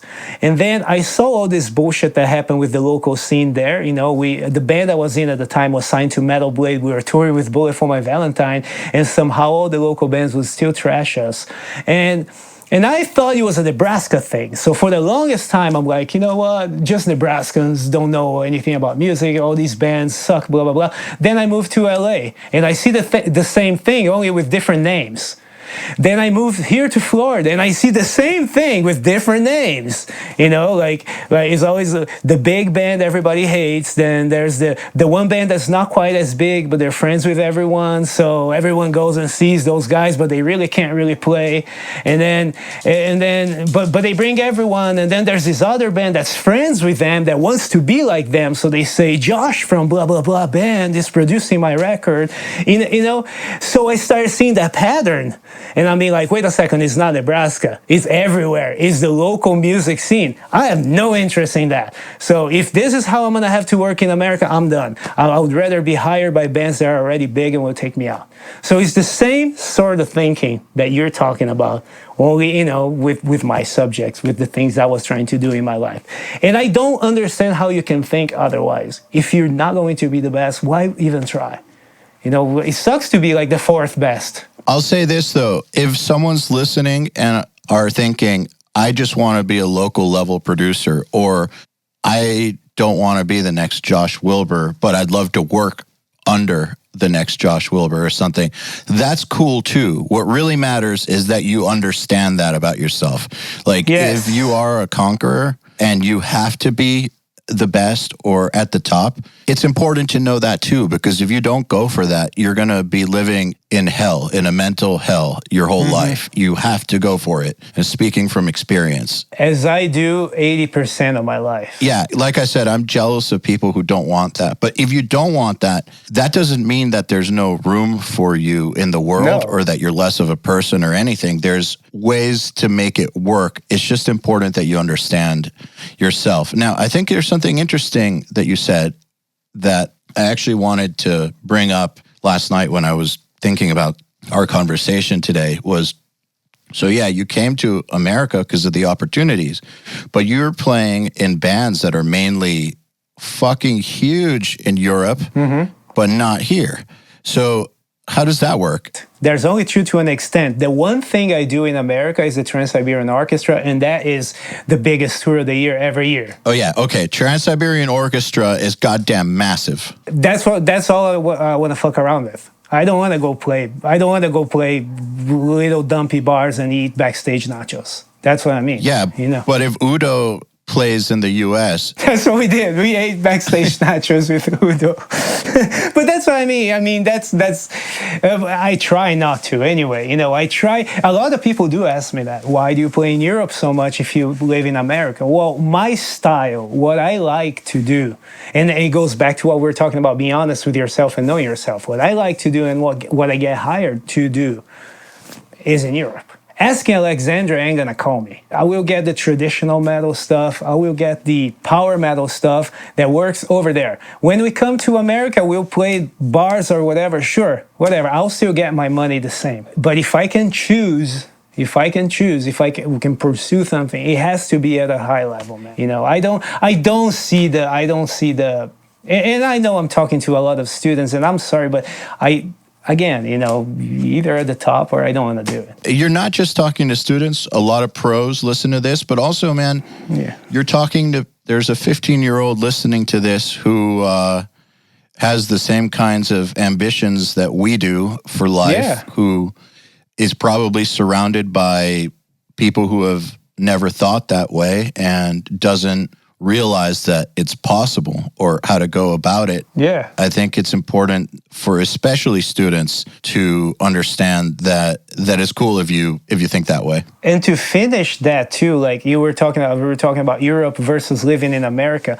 That's also still related to that because, I go to Europe and I love it. And I always, especially Sweden, I'm always there like, why don't I move here? This place is pretty amazing. But there's no place like America, dude. We have things here. We have facilities here that you cannot find elsewhere in the world. So to me, living in America, despite working mostly in Europe, is very much a part of being at the top. Because make no mistake, you show up in Europe as a musician from America, people freak out just like they do about the Europeans here. I don't want anyone listening to think that we're trashing their countries or anything like that, because we're not. But I know what you mean. Like my dad, for instance, he's lived in Israel, lived in Rome, lived in Paris, Mexico City. And for the past few years, his orchestra was in South Korea. Before that, orchestra was in Belgium. Before that, in Paris. But he still lived in Atlanta the whole time. And he's not American. I mean, he's a citizen, but... It's like me, yeah. Immigrant, like you. He came here for opportunity, and there's a reason for why he doesn't leave, even if the majority of his work is overseas. Like, he barely works here. So I totally get it. It is a good base to work from. It's also cheap to live compared to Europe, to most places in Europe. That's another thing that if you compare like what you end up paying to live in Europe, is a lot cheaper to live in America for a better life, Especially in Florida where you live. Sure, not in California or New York City. Yeah. Another thing that I want to point out, though, about your choice of genre or your preference or whatever it is, what you do, the fact that TSO aside, these are genres that typically... Yeah, you eat backstage nachos in the U.S., but you're playing huge fucking venues in Europe. Yeah. What I think is important to point out is that there's usually a market for almost any genre, almost. And just because the market isn't where you're from doesn't mean it's not out there. Now, obviously, if you're going to play like avant-garde noise, you're probably not going to be doing huge tours. So obviously this doesn't count across the board, but really at the end of the day, just because the opportunity isn't where you're at doesn't mean that the opportunity doesn't exist. The world is more globalized than ever, man. Like you can get anywhere in the world for $1,000. Sure, $1,000 is a lot of money, but it wasn't possible 10 years ago. It wasn't possible to hit up someone on Facebook and book a couple shows. Being local doesn't mean anything anymore, I don't think. No, unless you behave like a local. Yeah, exactly. which is now that exists a lot. Yeah, that's a mentality more than anything. Yeah. Just out of curiosity, man, when you come and you play here and it's like backstage nachos, this is a good way to put it, with the gas station cheese. I know that on tour, morale is a very important thing. And I remember that sometimes my band's morale would be crushed. Like, we went from doing like this tour with Dragon Force one year. It was Dragon Force and Cynic, and 1,000 to 2,000 people a night, most nights. It was really good. And I remember that tour, actually. Yeah, it was, there were only like 2 bunk shows on the whole tour. So we went from that. And then the next tour, which I love Goat Whore, but it was Goat Whore and Abigail Williams and Abysmal Dawn, and there were like 60 people a night. Yeah. For 2.5 months straight, and I got swine flu. That part sucked, but there was a huge demoralizing aspect to it. Does it demoralize you at all? That's a great question, but the answer to that will be it will be the most personal. It's just my personal experience. I don't know a lot of people who share that. But I've been able to detach enough that it doesn't matter because it's not my band. Because you're a fucking pro. Exactly. Well, yeah. Okay. I was going to say because I'm a hired gun. Yeah. It doesn't matter. But when I say it doesn't matter, the fucked up thing is, I've done like 4 or 5 years ago, the Wacken open air show with TSO, double stage show, everything and it felt the same way. You know what I mean? I wasn't super excited about it. A lot of people ask, how did that feel? That was the biggest show in history. I'm like, it was a show. You know, like people were so far from me that I wasn't really getting the energy. But even if I was, it's just gotten to a point where I do the show and I do it the same way every night, especially on these US shows that are empty. Because, when I did that with Udo, the guys in the band, they were a little more reserved because they're Germans and all that. But I would come out and hang out with everyone after the show. And some of them would too. But a lot of people are like, how do you play a show like this, like you're playing a stadium? I'm like, because I'm playing the same show. The show, a lot of time, dude, after, 10 shows on a tour, I'm probably even doing the same moves on stage, standing on the same spots. You know what I mean? It's work. But again, I don't have the ops either. Like I played with my band. We did 2 shows in Japan and 1 in Sweden, and they were my own band, and they were big festivals. Everybody in the band was super pumped, and I was just like, well, this is a festival. People are here anyway. They're not here to see us, So, I don't know. I've been able to detach because I've played so many shitty shows. But there's more to touring than just the shows. Like when you're playing a massive situation. You mean the morale, like how people feel during the day too, right? Yeah. It's also how your band members feel, like the vibe of the whole thing. It's not just that time on stage. It's everything. It's the shitty backstage room. No, I can detach. Like shitty backstage room, I laugh at it. I'll just stay in the bus tonight. I'll eat Taco Bell. Mm-hmm. It's because not always, but like 90% of the time when I'm a hired gun, I am the one hired gun. So like the whole band has been together for a while and I'm the one guy that's different. It's not uncommon for me to see people freaking out over shit and I'm on my phone. Like, we only have 80 pre-sales, only 80 tickets sold. Okay. I don't know what to tell you. Oh, look at this. Oh, there's no food. This is not possible. This is no food. Okay, I'll go buy Taco Bell. It was like, oh, our lights don't fit the venue. Oh, we can't go through the door. I'm like, well, that sucks. Can my amp fit? Do you care if I have an amp? I'll play without one. I don't give a shit. Just pay me. So I literally gotten to that point. You know what, man? I think that right now what you're saying is part of the secret to your success is just being cool about whatever happens. Yeah, and don't be overexcited either. That's a very important side. When something good happens, it's probably only going to happen that one time, and next week you're going to be disappointed again. So just keep that in mind. I'm just thinking, my band took a hired gun. We had to take hired guns a couple times, and there were once or twice that it was fucking terrible. And it normally had to do not with their playing, but with their attitude. I remember one of them just couldn't handle the brutality of a winter North American tour in a van. They started to break down mentally. We had a near-death experience in a blizzard and a lot of load-ins with people slipping on ice and like hurting themselves and very violent shows. Like I remember one show involved 14 people being hospitalized. Another show had a drive-by shooting. It was a brutal tour. And this dude just started to crack. And he was a little bit weird.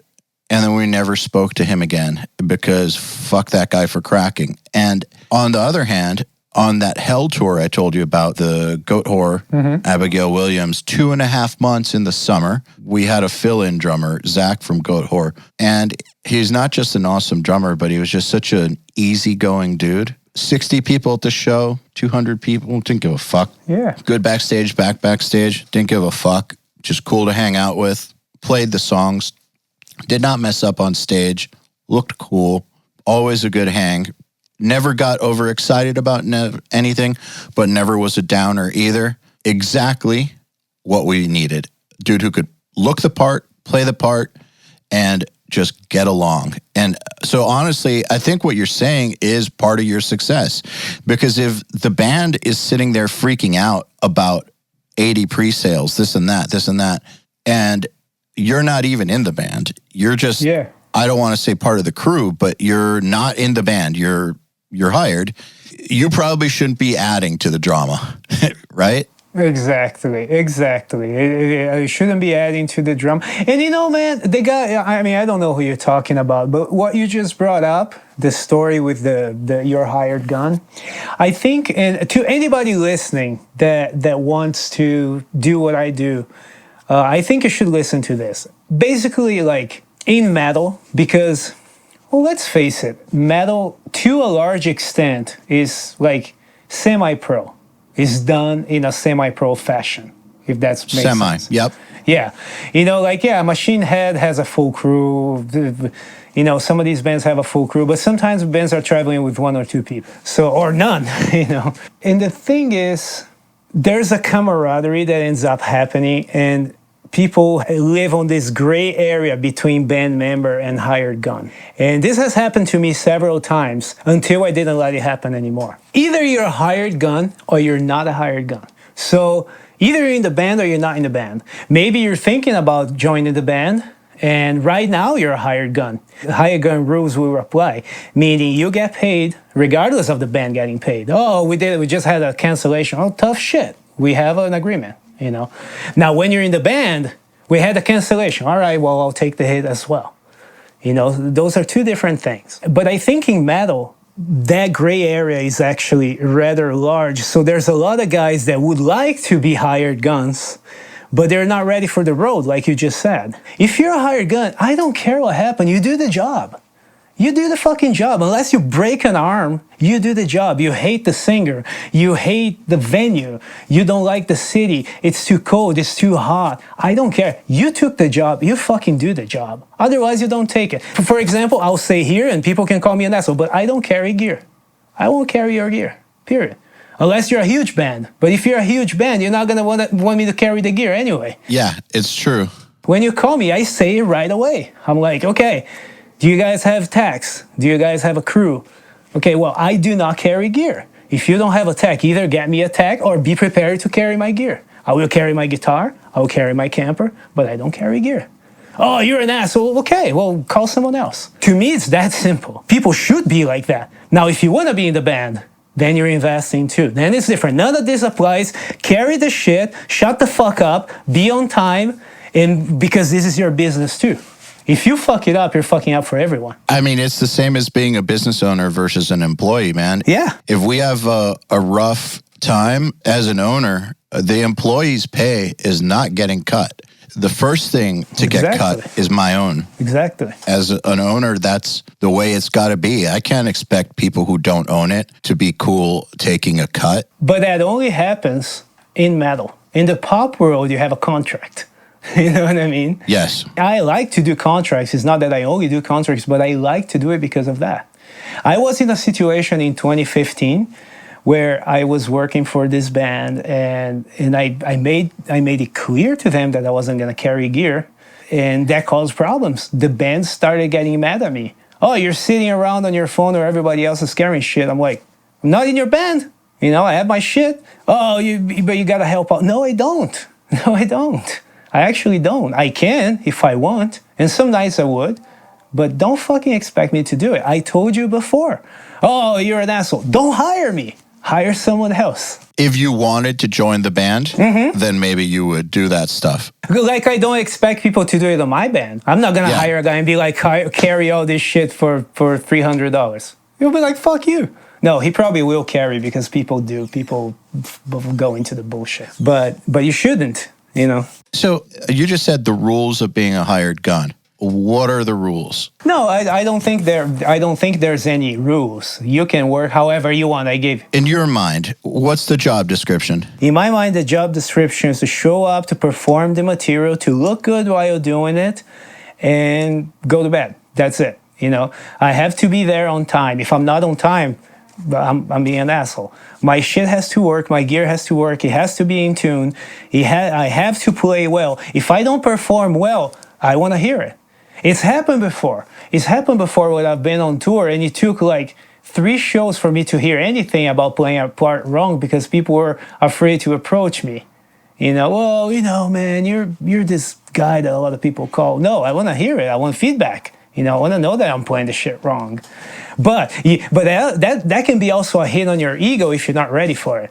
You know, like when you think that you're playing something really good, and then the guy's like, "Oh, that part, you know, you're not playing it right, dude. That stings."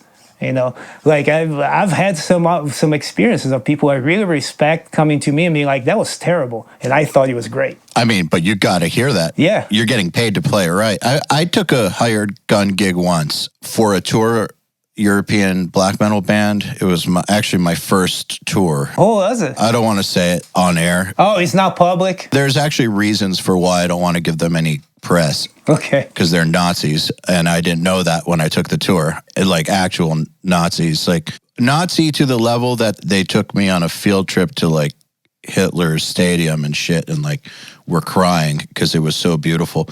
Just imagine like a 24-year-old Jewish guy who is just like trying to be a professional guitar player, musician, whatever, takes this gig, and suddenly I'm surrounded by fucking Nazis everywhere. All the bands, like real Nazis in Europe with like Nazi crowds. And I don't mean like the half-assed Nazis we have here. I mean like people whose grandparents were SS soldiers who like real Nazi really, really still believe it. And it's in their blood.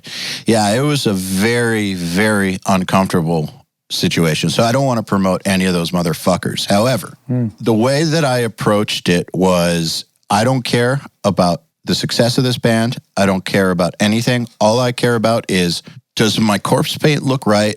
And am I playing the shit out of the parts? And that's it. Do I look right on stage? And kind of like you said, your side of the stage shouldn't be a concern. That's kind of how I approached it too, was like, when it comes to at least my end of things, no, that is not going to be a point of stress whatsoever. That's it. You're there to remove stress. You're not there to add anything. You're there to remove stress. Like it's a band that needs a guitar player. You're there to solve a problem. Yeah. Particular with guitar players, I have a lot of friends, you know, as you can imagine, a lot of guitar player friends talk to me, how do I do this? How do I do that? And one thing I get a lot is people unhappy that they have to play solos note by note. Now, some artists want that, some don't. And in my head, it doesn't matter either way. You know, like if I have to play your solo, that's another part of the song I have to learn. If I don't, then I play my own solo.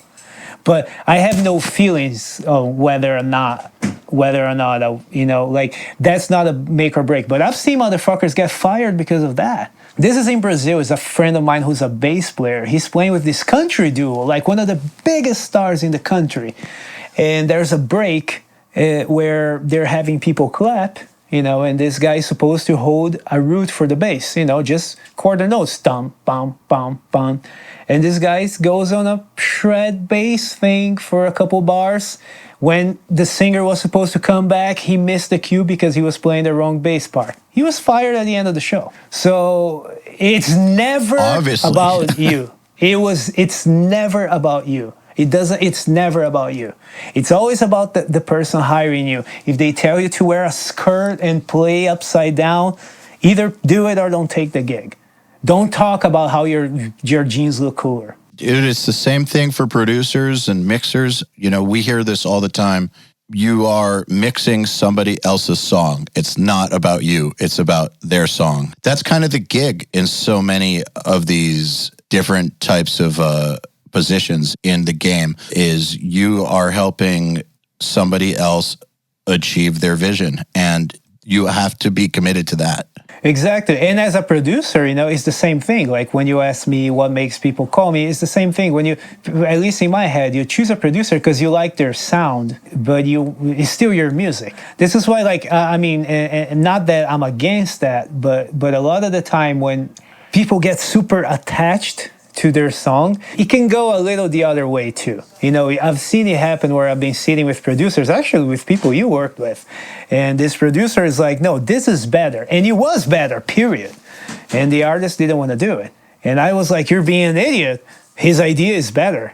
You know, oh, but it's my music, blah, blah. I think there's a midpoint where you kind of, you know, you kind of have to know. It's weird, man. It's an art. It's not a science. That whole part, the navigating the psychology of that, like what you just brought up. Actually, I want to talk to you about that because it's interesting. Normally we have producers on here talking about how to deal with that with musicians. Like when you have an idea that's better than one of theirs and they don't want to hear it, but you know you're making their song better. Like they hired you to help, you know, make this album successful. Then they've got really, really bad ideas or they want something that's just dumb and they're being hard-headed. And how do you deal with it? Because A, it's their record, but B, you're hired to make their record as awesome as possible. So it's this really weird line. And there's a lot of psychology involved with how to make that relationship work. But you, as a musician who's worked with producers, you know this scenario of musician has an idea that the producer does not agree with. How have you been convinced? Like, what has it taken to get you to see the light on an idea that you felt very strongly about, but that the producer disagreed and convinced you to change? Like, how did it work? It's honestly never happened. I've never been so attached to an idea that the producer wanted to change that didn't make it better. No, yeah, actually, I can't think of anything that didn't make it better. Because the truth is, the producer is doing records all the time. He probably has the better idea. Not to mention, he's an outside perspective. You know, a problem I used to have, and I'm working on fixing this all the time, is I get attached to my demos to the point where I like the sound of things, but I know they're not better. You know, like I use Superior Drummer, the Andy Sneap Teutonic drums. So then I hear someone record the real drums. I'm like, but I like my demo better. But no, I'm just attached to the fact that every hit is fucking perfect. So people, I think it takes a little bit of self-knowledge to figure out when it's a good idea or when you're just being an idiot. But this happens between musicians too, because there's canned phrases, and I bet you anything that you producers deal with this all the time, in one way or another. Either someone trying to use music theory to prove their point, yes, or to use the fact that they don't know theory to prove their point, how I just play and I don't feel things. Both cases are very annoying. Yes. Because it happens to me as a musician when I'm trying to collaborate and someone will come with an idea that's 3 chords and I'm like, okay, now I know what simple is and 3 chords can be simple, but you're playing 3 chords, A, F, and G, and your vocal melody is also A, F, and G. You know, that's too much. That's too simple. Oh, I'm sorry, I just play what I feel. It's simple. No, see, that's not it. That's not simple. This is dumb. Just like, right here is a diminished chord, so I'm throwing the diminished scale. Well, yeah, but that minor second, that is not working, even if it's theoretically right. Well, but that's how it goes. You know, like I've dealt with both. You know, but that's normally with musicians. With producers, I tend to work well. I don't know why. Well, I will say that I have never gotten this from like a pro producer that I know, but I've definitely seen situations where producers they'll use it's not theory to prove a point, but they'll use their experience to prove a point. Like if they're getting which is also bullshit. Like I've made this many records and my plaques don't lie, so my idea is right. It's like your plaques have nothing to do with this idea that we're talking about right now. Either the idea is good or it's not, but it's got nothing to do with how many gold records you've got on your wall. Those records don't mean shit when we're talking about this idea. All that matters is this idea and the song that it's in. And so I've seen people try to push that on musicians, which is really shitty. Also. So I think it's something that people just do and they need to get over themselves. And in all 3 cases, I think that it's people who get too attached to ideas. That's what it is. And at least in my head, using an outside producer is because you don't want to be attached to those ideas, because you want someone else to come in and be like, hey, try this instead. Well, okay, so have you been in a scenario where you're working with a producer and another musician and the producer wants to change something and you agree with the producer, but you see that your bandmate is just not not gonna go easy on this one, and they're wrong. They're just plain wrong. The idea is better. How have you seen that be resolved? Actually, that's an interesting story too. That happened on my first album. Now, I was in this band. It was Celador. It was on Metal Blade. I remember. And we were doing our record with Eric Rutan. Now, Eric Rutan was a death metal producer, and so we were all kind of skeptical about that. And he's an opinionated guy, too. Right. But the thing is, the leader of the band, the guy who wrote the songs, and now keep in mind I had just joined the band at this point. I'm just getting mad and not doing anything about it. The leader of the band, he had some really, really, really, really bad ideas. And I would be like, on the demos, I would be like, well, I'm sure when you get to a producer, he's just going to get rid of that. He's just going to fix it. Yeah, and dude, and he tried, but several times they were butting heads about the stupidest shit. And I was always like, but he's right, and a lot of the time is like objective, like, I remember one specific song where like one chord that he was putting on the rhythm part was a major second apart from the lead. So that, and it wasn't in a context where it sounds like a minor second. It was, it sounded tense. Sour. Yeah, I'm like, instead of this chord, put this chord instead, whatever chord it was. He wouldn't budge. He wouldn't do it. Rutan is like, well, that part is weird, man. Let's do something. Rutan couldn't pinpoint what it was. He's like, that part was weird. Let's try something. They tried a bunch of things, but the guy was like, no, I like the way it is. I'm like, guys, this chord. Yes. I'm like, that's what it is. I've been saying this for months. But again, to be honest, this session, the recording of that entire album is because I went into it wanting to be a part of it, and I'm the guy in the band, and I'm the lead guitarist, and I'm also kind of a producer, so I'm also gonna help out to tune the vocals. I'm gonna help do the drums, blah, blah, blah. Dude, within 3 days, I'm like, fuck you. It's your band. Just tell me what I have to play and when I have to play it. Because this shit was happening so much. And this album, I mean, dude, listen to this album and then listen to Cannibal Corpse's Kill. Those two albums were done at the same time with the same gear in the same studio. And they sound drastically different. Kill sounds amazing. This album sounds kind of like a demo. And they were done at the same time, but we were not ready for the studio. And this guy who created the music kept butting heads with the producer. It wasn't about stuff that mattered. Some of the stuff we changed after he left. He flew back home. I still remember a super high-pitched vocal part at a random spot in the song.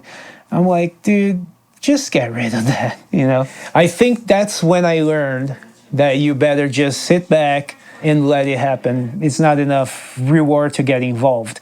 But in this situation, in this particular record, every single thing that I remember Rutan saying would have made the song better. Some of them made it into the album, some of them did not. Some of them, the guy just wouldn't budge. I always advise people that if you want to get an idea through to a musician when you're producing them, the best way to do it is not to talk about it, but to show them and let them hear it. Because when you're talking about music, who knows? Like, you could say, I have an idea. I want it to sound huge here and stuff. But if you say that to somebody, the way they interpret whatever words you're saying is whatever's going on in their head. You have no idea how they're interpreting your words. So using words to describe a musical idea is super limited at best. And especially when you're trying to convince them that something that they wrote has got to change and they don't want to hear it, or they're at least resistant. So I've always said the best way to do it is find a way to just do it, show them the end, and let the music speak for itself. I have a friend producer. What he does is when he's got ideas like that and he knows he's working with somewhat difficult musicians, is he'll show up an hour early and do a save as on the session so that nothing gets fucked up. He'll do his ideas, and then when they get in to the studio, whenever they get in, he'll play it for them. And no warning. He'll just be like, check out this thing I did. Mm-hmm. Either they like it or they don't. But at least then they're reacting to the actual idea, and it's not like, I want to try this thing. Nah, I don't think it's going to work because of reason. It's like, yeah, but it'll work because of reason. And all these reasons, but who the fuck even knows until they hear it? So what I'm getting at is you played the chord in the room that was the right chord, and by hearing it, the argument was solved. But I guess it wasn't that simple in real life. That's how I imagined it in my head. And it wasn't solved either. You went to the record the old way. Bummer. Yeah. Some people, you just can't be helped. Yeah, I mean, obviously, I'm picking this is a 15-year-old example. I don't even know if the guy is still the same way, but it's just something that stuck with me over the years that I saw that I was like, really? Dude. That's really stupid. Maybe he evolved and he's chilled out, but people are like that. Other thing I want to key in on, which is very important for both musicians and producers listening. And also, hey, if you're an A&R guy and you hire a producer because you love their work and, you know, they have a track record for like the last 10 times you work together, everything's great. And then suddenly the next thing they do kind of sucks. It's probably the band's fault. Whenever you hear a mixer, you love all his mixes, and then suddenly he puts out something new and it's just like, what happened? I guarantee you 99% of the time what happened was that it's a miracle that it even sounds that good, because whatever he was dealing with took all the time to even get it to that point. That's why Cannibal Corpse Kill sounded amazing. That band is DTF basically when they're making a record, and they know who they are. They've got their sound. They're down to make great records, and they do what it takes. And I know this because I witnessed a Cannibal Corpse record being made also.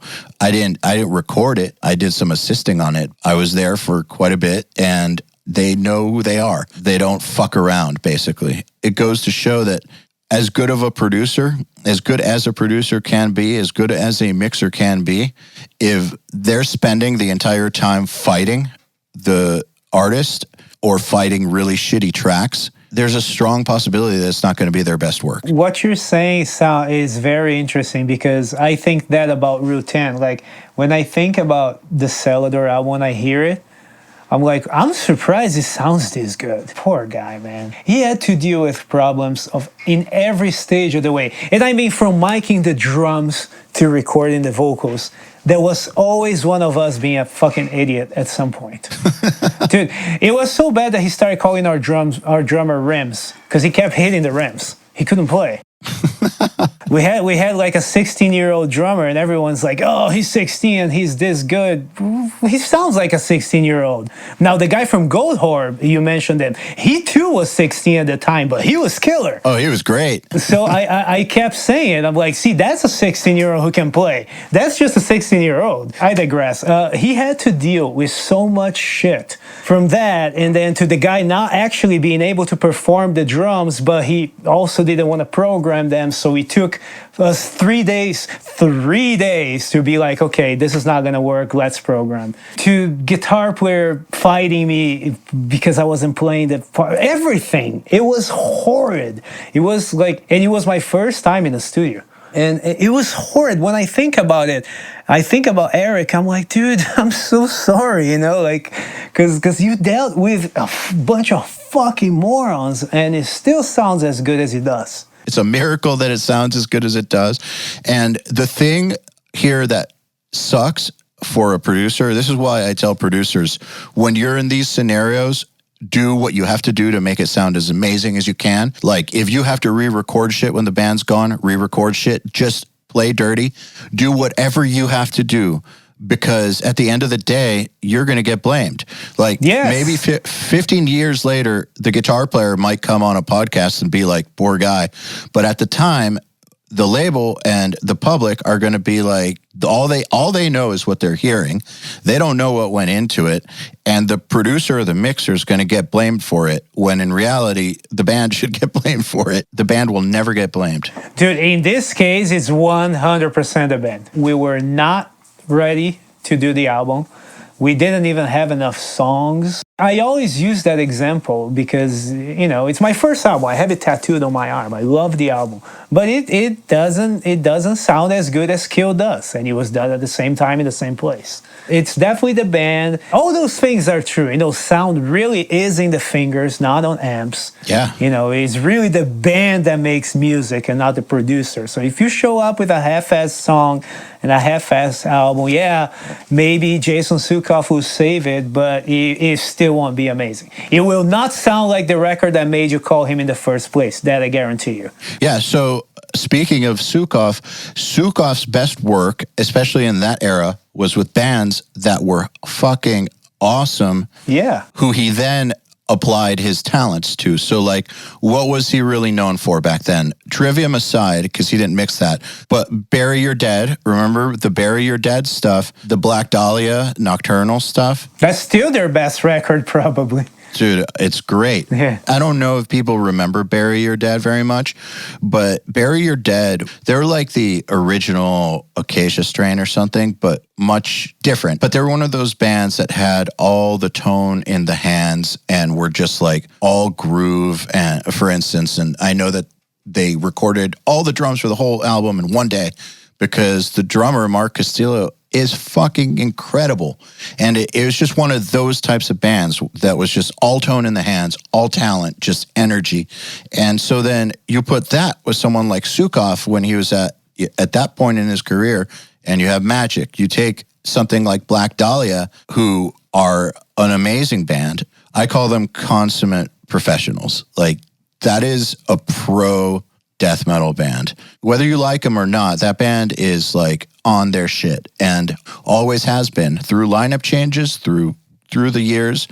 And so you put that with the right producer and you get magic. Yeah. I remember right around that time period, there was a local band that Sukov agreed to do for some reason, and he did his best to save it. I think he was doing a favor for somebody. It does sound a lot better than it should have. Like, and it still sounded great, but it wasn't like Black Dahlia. Yeah. It wasn't like Bury Your Dead, because a producer is working with what you bring them. They can take it to the next level, but they're not the band. They're not the artist. No, man. And it's all about that. And that's the one thing that, you know, how we were talking maybe even an hour ago about the YouTube generation and all that. That cannot be replaced. The band being prepared and moving air in the studio and all that. It might be pretty old-fashioned soon, but cannot be replaced. So here's something that I would like you to know, because we've been talking about how things are changing.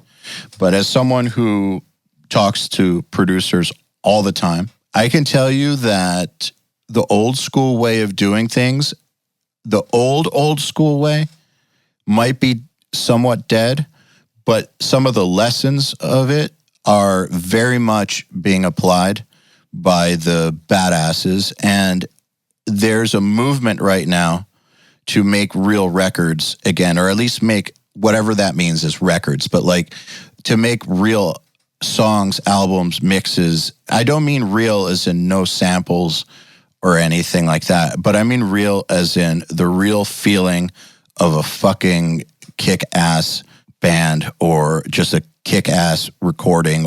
And people are encouraging real drums. They are encouraging performances, and they're using that wisdom from the old school, but combining it with the technology of the new school. And I've noticed that there's a school of bands also that want that. And I think that, you know, if you're talking about the 2010 era, that was kind of dead. I do think that URM is in part to blame for it, because we've really pushed the idea really, really, really hard to people about how records should be made. But I do think that feeling that you're saying that's lost is making a comeback. I think we are entering another golden age for music. I think we entered it about a year or two ago. I believe that. I think you're going to be seeing a lot of great music that's very memorable, that sounds incredible too, and that's actually played. Like, I do believe that. And yes, of course, you're going to still have the people that just go note by note and construct everything, like whatever. But even they know how to make great stuff sometimes. But point being, though, that I don't think that the good days are over. Again, I think we just entered a really good period. I would agree with that. One thing that I thought that would never happen was metal bands filling up arenas. You know, now that's happening with Five Finger Death Punch here in America. Yep. And in Europe. But in Europe, Savatage, you know, it's a Swedish band, it's a Swedish power metal band. They just sold out their tour in America, and it wasn't bars. It was like 1,500 to 2,000. That's great. And in Europe, it's all arenas, all 15, 20,000 every night. And that couldn't happen in the 2010s. So Fuck no. I think this is new. It's also new for people to be a little more open-minded with music, like we're talking about. And man, I want to ask you your opinion as a producer. So, would you agree that sometimes the copy and paste has at this point become part of a style? So, like the genty rhythms, even if you are able to perform them, doesn't it make sense to copy and paste because of the way the records sound nowadays? Yes. Okay, 100%. so I'm not wrong, right? Because I listen to some albums, I'm like, no, I can tell that this is the same pick stroke. But if it wasn't, I don't think it would sound the same way. That's absolutely right. This is an interesting topic because so many people think that people copy and paste or edit drums or use samples or whatever as an excuse for something sucking. And that's true sometimes. Sometimes you do have to take measures to fix something that sucks. That is part of the job sometimes. However, these tools are just tools, man. So there are scenarios where the art demands that you do it a certain way. And copying and pasting, there's a certain chug that just has the perfect feeling. And the song is made better by that chug happening in several different places. Or the way that the chorus is copied and is exactly the same, something about that works way better than if it was totally different. It's not always a time-saving move. Sometimes it's the artistic choice to make. See, yeah, that is one thing that I'm starting to learn because, and I might have talked about this on the last podcast because I talk about this a lot, and I hear it happening to my ear. Autotune. People our generation hear autotune and they're like, whatever, the singers suck. No. That's an effect. No. Now it's an effect. A side effect of that, I think, is like, say that you were born in 1995, okay? So you started listening to music into 2000s. When you go back and listen to Bruce Dickinson in 1982, that's going to sound out of tune to you. It's that way for me now. When I hear That's what I mean. stuff, It's happening for me. Yeah. It's happening for me. I go back and I'm like, wow, I didn't realize Bruce was so pitchy here. But the reason is because everything is so out of tune, and it's become so it changed our perspective. But it's so common to still hear people talking shit about out of tune. And I'm like, it's actually very likely that the person that you're hearing out of tune actually nailed an amazing take that wasn't flat enough. And that's why they use the auto-tune. So there's some interesting things about vocal tuning. Much like we were talking about drummers who grew up listening to programmed drums, and so they play that way. Yeah. Lots of vocalists grew up hearing tuned vocalists, and so now they sing that way. Down to the point where I've been in the studio, and also on Nail the Mix tracks, I know I'm not the only person who's experienced this, to where the singer's voice sounds like the auto-tune effect. Like, they sound like even the slide. Yeah, that weird like artifact that autotune does. It's in their voice naturally. It's so crazy, but I've experienced it multiple times, and it's always with people under a certain age. So people who grew up with that being the norm. And again, not only have I experienced it on my own recordings, but people I know have talked about it on the podcast and on Nail the Mix, and I've heard it on Nail the Mix tracks. So this is not the first time someone is saying this? No. Oh, that's cool. 'Cause I've been thinking that. You're not crazy. This is a real thing. So that's number one. The other thing about Auto-Tune or Melodyne or any of these tools is they were made famous to the public via T-Pain and Cher, but that's because they were using them wrong. I mean, artistically right, because they were hits, right? So you can't say that they were artistically wrong, but technically they were using them incorrectly. They were setting them to crazy levels to where you can hear everything that the effect is doing, and it does that robot voice thing. And a lot of people who don't understand how this works think that that's what tuning vocals is all about, is turning people into robots, or that you use it to fix horrible vocalists, and that's not it. In most cases, if something's tuned, you should never even be able to hear that it's tuned. Like that's I'd say 90% of the time, you're not supposed to even know, or maybe more, 95% of the time or more. Like, you're not supposed to be able to hear the tuning. You're just supposed to be able to hear a great vocal that's in tune. The end. That being said, I do hear the T-Pain a lot in just about every song on the radio. Well, that's a choice, though. Yeah, that's what I mean. It's become an effect. Yeah. But however, though, again, that's not always tuning, man. Sometimes that's just the way the vocalist sounds. Yep. That's interesting. All this, it's funny because a lot of people just won't take the time to stop and think about that. You know what I mean? They would just say it sucks because it's auto-tuned, or it sucks because the drums are programmed. Yeah, and people just want to be assholes. It reminds me of when I was 13 and Guns N' Roses was huge and I loved them, talking to a producer who was recording my band and asking him about Guns N' Roses, and he said that same kind of shit, like, it's just modern slick bullshit. The Rolling Stones already did it, like all this stuff. And it's like, I go back and I hear the Rolling Stones and I'm like, what are you talking about, man? This band sucks. Still, it's back to that same thing. People just like to talk shit and be narrow-minded and they don't really think deeply into these topics. See, in my perspective, I was born in 83.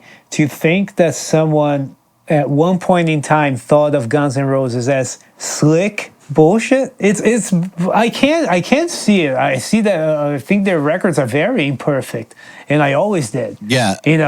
But I can see it. This guy was 37. Back then, right? Yeah, back then in 93 or 94, he was 37. And so he had that attitude that those people we're talking about have. And this was a producer, man. This was not like my parents. Yeah. My parents actually are open-minded, but this was not like some parent or typically narrow-minded person. This was a professional producer who worked with everybody from like Tony Braxton to like the Black Crowes and Seven Dust and stuff. Like all the big Atlanta bands of the early 90s, this guy worked with at some point. Collective Soul, like all of them. And he thought this way because that's just how people are, man. And it bugs me. That's something about human nature that I wish was different. What is a beautiful thing is when you know someone who used to think that way and they evolve past it. It's cool. So it's not a life sentence to be narrow-minded, I think. Yeah. I mean, I'm honest, man. I'm very narrow-minded still. There's a lot of things I still don't accept. I still think that Dream Theater was great on the two first records. I still think that, You got your opinions, dude, but you're a pretty open person. Yeah. I go out of my way to accept new things. There's always a surprise there. There's always something that happens that you're like, oh, fuck, I never thought about this. It's good. It's a selfish thing, really. Man, there's a big difference between having your tastes and preferences versus being a closed person, Yeah, absolutely. Two completely different things. All right, we're almost out of time, so I just want to ask you real quick, what is on the horizon? Yeah, assuming that it doesn't get canceled, I have the Doro Pesch US tour. For those unfamiliar with her, she's a German metal singer from the 80s. She used to front the band Warlock. And she does US tours like basically every year. So I'm doing this one. We're playing, I don't have all the dates, but it's on my Facebook if someone wants to check, or my Instagram. So that's the first thing. At the same time, I'm writing a new album for NorthTale. It's my band that I kept going back to, the power metal band. I'm writing music for it. I have a couple of demos, and now that I'm going to be home, I guess I'm going to write some more. There's a Am Morbid South American run to happen at some point, but again, who knows? And that's the thing, now with the virus, nobody knows what the fuck is going on. I went back to teaching guitar lessons, in the meantime. There's two things that I can't really talk about. One is a gig with a bigger band, like bigger, older band that may very well happen, but it's not set in stone yet. Yeah, I'm writing some songs for a more mainstream like metal singer for some project he wants to do, but it's not announced yet. Well, you got shit going on. Yeah. I mean, the income part right now got compromised, but I got a lot of shit to do. Yes. I am positive that the income part is a temporary blip on the timeline. Yeah, absolutely, man. I am too, It's the one Dalai Lama quote that I keep in my head. This too shall pass. It works when things are good. It works when things are bad too. 100%. That's a great way to end this, man. Bill Hudson, thank you so much for coming back on the podcast. Anybody who enjoyed this and aren't aware of it, URM podcast number 135 was Bill's first episode, and we talked about totally different stuff on it. It's also a great episode, all about overcoming adversity and personal demons and the struggle. Like, we talked about you overcoming yourself, alcoholism, losing weight, and then actually creating your career. So totally different topic. If you enjoyed this, go listen to that. But dude, thank you so much for coming on. Yeah, thank you, brother. Thank you for having me. It's been a pleasure. And if anybody wants to check out my stuff, find me on Facebook, find me on Instagram at Bill Hudson GTR. Do it. Okay, then. Another URM podcast episode in the bag. Please remember to share our episodes with your friends, as well as post them to your Facebook, Instagram, or any social media you use. Please tag me at EYAL Levy URM Audio, and of course, please tag my guests as well. Till next time, happy mixing. You've been listening to the Unstoppable Recording Machine Podcast. To ask us questions, make suggestions, and interact, visit urm.academy and press the podcast link today.